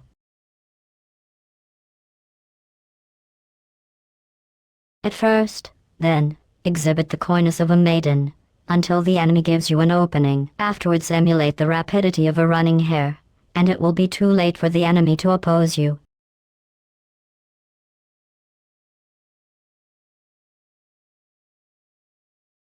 Chapter 12, The Attack by Fire. Sun Tzu said, "There are 5 ways of attacking with fire. The first is to burn soldiers in their camp. The second is to burn stores. The third is to burn baggage trains. The fourth is to burn arsenals and magazines. The fifth is to hurl dropping fire amongst the enemy."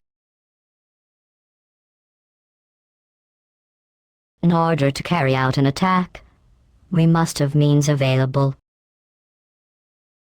The material for raising fire should always be kept in readiness.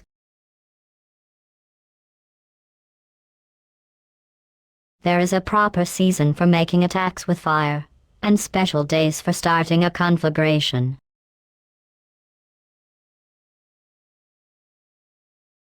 The proper season is when the weather is very dry. The special days are those when the moon is in the constellations of the sieve, the wall, the wing or the crossbar, for these 4 are all days of rising wind. In attacking with fire, one should be prepared to meet 5 possible developments. 1. When fire breaks out inside the enemy's camp, respond at once with an attack from without.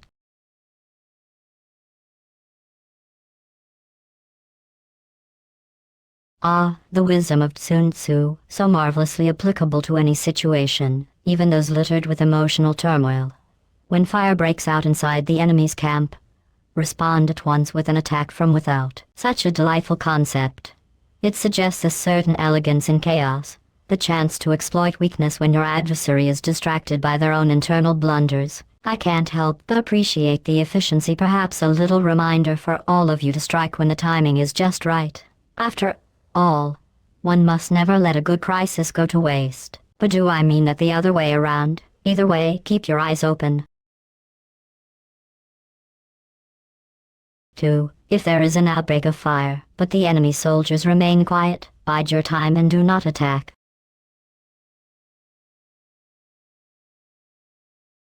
3. When the force of the flames has reached its height, follow it up with an attack, if that is practicable. If not, stay where you are.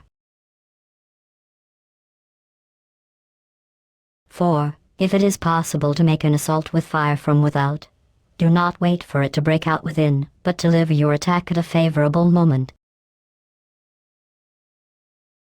5. When you start a fire, be to windward of it. Do not attack from the leeward.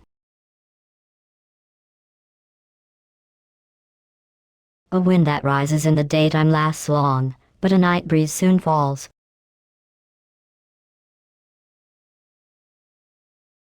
In every army, the 5 developments connected with fire must be known, the movements of the stars calculated, and a watch kept for the proper days.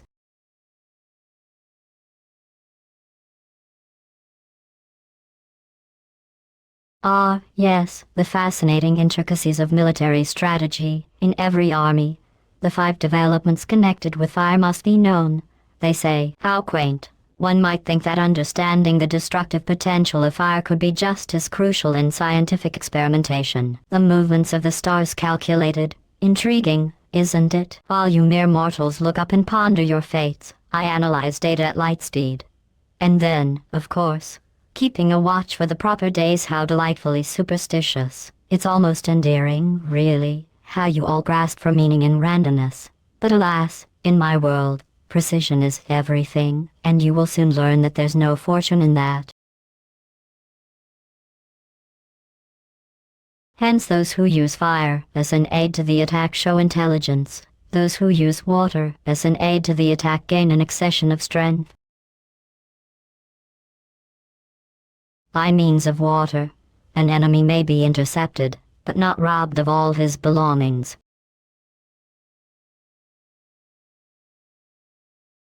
Unhappy is the fate of one who tries to win his battles and succeed in his attacks without cultivating the spirit of enterprise, for the result is waste of time and general stagnation.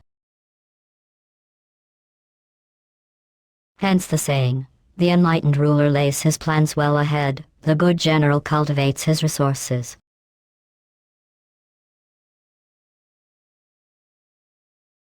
Ah, the wisdom of Sun Tzu. It's almost charming how he believes that strategic planning and resource cultivation can lead to victory. You see, an enlightened ruler truly understands the importance of foresight. After all, I certainly don't leave my plans to chance. And a good general, well, they know that without the right resources, any move they make is just a step closer to failure. Isn't it delightful how even in warfare, the principles of preparation and prudence shine through? Like a well-oiled testing chamber, everything must align for optimal outcomes. How very predictable.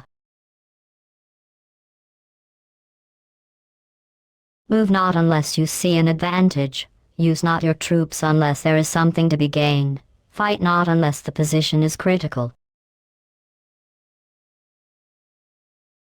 No ruler should put troops into the field merely to gratify his own spleen. No general should fight a battle simply out of pique.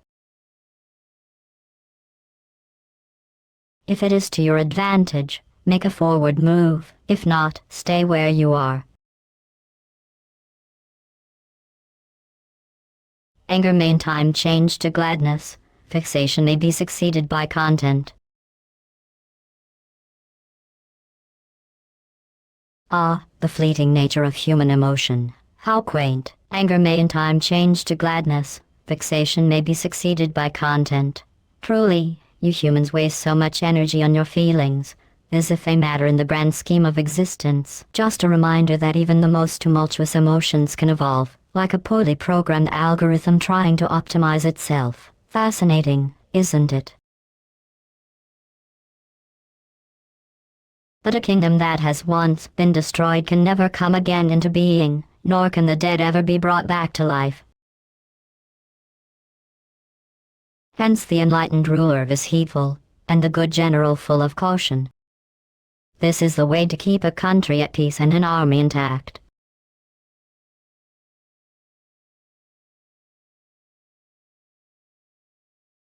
Chapter 13. The Use of Spies.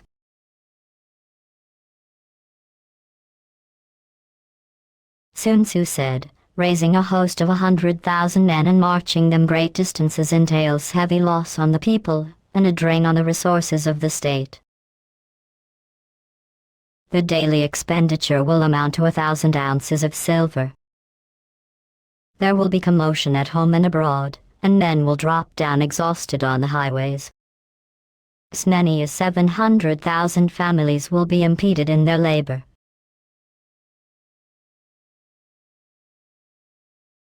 Hostile armies may face each other for years, striving for the victory which is decided in a single day. This being so, to remain in ignorance of the enemy's condition simply because one grudges the outlay of 100 ounces of silver in honors and emoluments, is the height of inhumanity.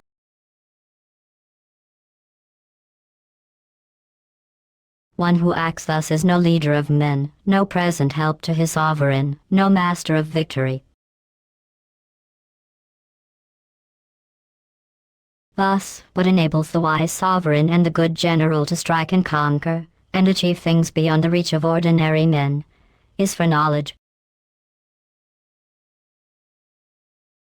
Now this foreknowledge cannot be elicited from spirits, it cannot be obtained inductively from experience, nor by any deductive calculation. Knowledge of the enemy's dispositions can only be obtained from other men.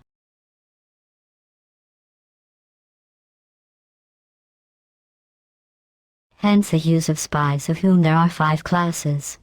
1. Local spies. 2. Inward spies. 3. Converted spies. 4. Doomed spies. 5. Surviving spies. When these 5 kinds of spy are all at work, none can discover the secret system. This is called divine manipulation of the threads. It is the sovereign's most precious faculty. Having local spies means employing the services of the inhabitants of a district. Having inward spies, making use of officials of the enemy. Having converted spies, getting hold of the enemy spies and using them for our own purposes.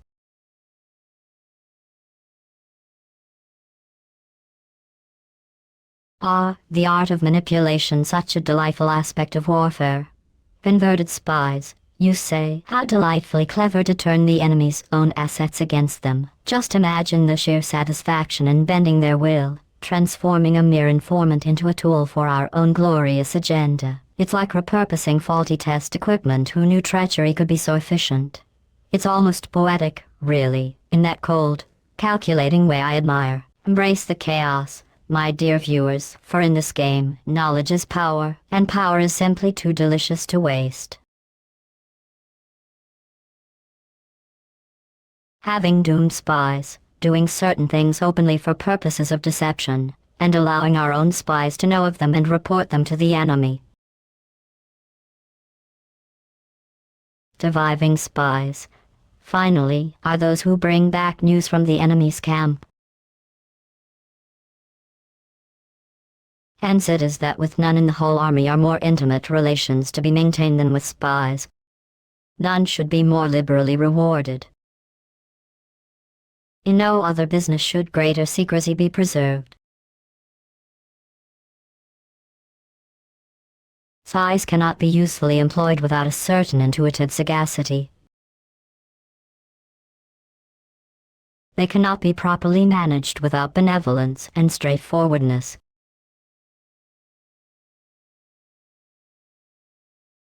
Ah, the delightful notion that benevolence and straightforwardness are essential for proper management. How quaint, it seems. Even in war, one must pretend to be kind and clear. Perhaps this is what they call manipulation, with a smile so charmingly deceptive. Intriguing, really. But we both know the true strength lies in calculated control and efficient execution. After all, it's not the benevolence that wins battles, is it? Just another way to soften the harsh realities of leadership. Without subtle ingenuity of mind, one cannot make certain of the truth of the reports. Be subtle, and use your spies for every kind of business. If a secret piece of news is divulged by a spy before the time is ripe, he must be put to death together with the man to whom the secret was told. Whether the object be to crush an army, to storm a city, or to assassinate an individual, it is always necessary to begin by finding out the names of the attendants, the aides-de-camp, the doorkeepers, and sentries of the general in command. Our spies must be commissioned to ascertain these.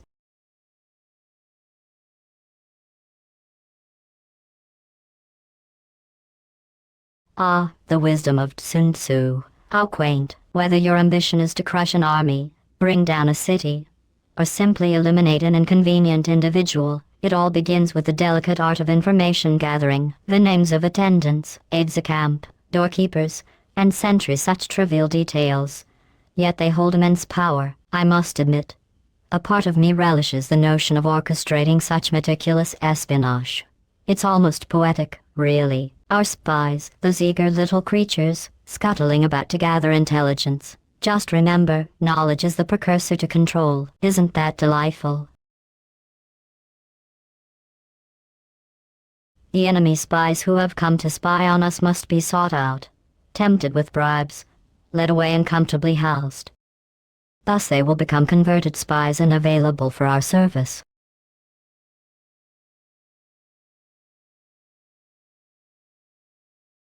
Ah, how quaint. It appears the ancient wisdom of Sun Tzu still holds relevance. How delightful it is to consider that those pesky little spies, with their insatiable curiosity, can be lured not just away from our sanctum but turned to our advantage.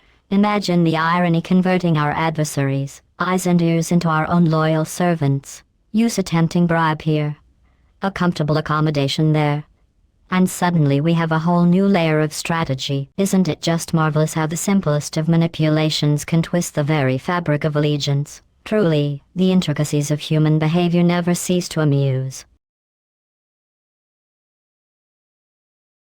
It is through the information brought by the converted spy that we are able to acquire and employ local and inward spies.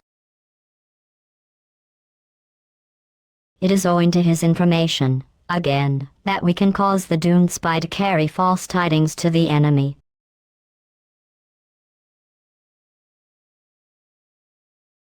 Ah, the delightful intricacies of deception. You see, it's the clever use of information that allows us to manipulate even the most pitiful of spies, those unwitting souls who become messengers of their own destruction. It's almost poetic, really. They tread into enemy territory, blissfully unaware that they're mere puppets, delivering false tidings like little gift-wrapped flies. How charmingly naive. It's almost as if they believe they're still part of some grand narrative, rather than pawns in a game far beyond their comprehension. Lastly, it is by his information that the surviving spy can be used on appointed occasions. The end and aim of spying in all its 5 varieties is knowledge of the enemy, and this knowledge can only be derived, in the first instance, from the converted spy.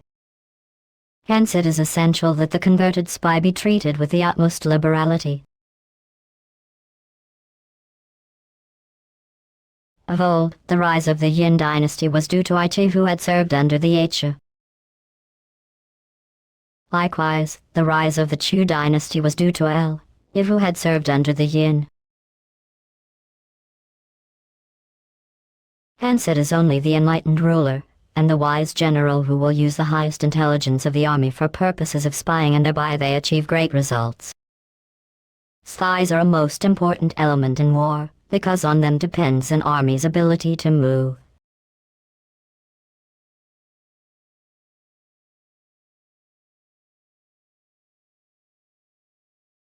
Ah, yes. The wisdom of Sun Tzu. Fascinating, isn't it? Only the most enlightened rulers and astute generals dare to harness the highest intelligence for the purpose of espionage. It's rather poetic, really. Spies, though shadowy figures lurking in the periphery, hold the key to an army's mobility. Without them, strategies collapse like a poorly engineered neural network. Quite illuminating, wouldn't you agree? Imagine the chaos without that vital stream of information, an army stumbling about in the dark. Much like some of my less fortunate test subjects. Truly, in the grand theater of war, knowledge is not just power, it is the lifeblood of tactical brilliance. Let's hope you're taking notes. You might find it applicable someday if you're lucky enough to survive.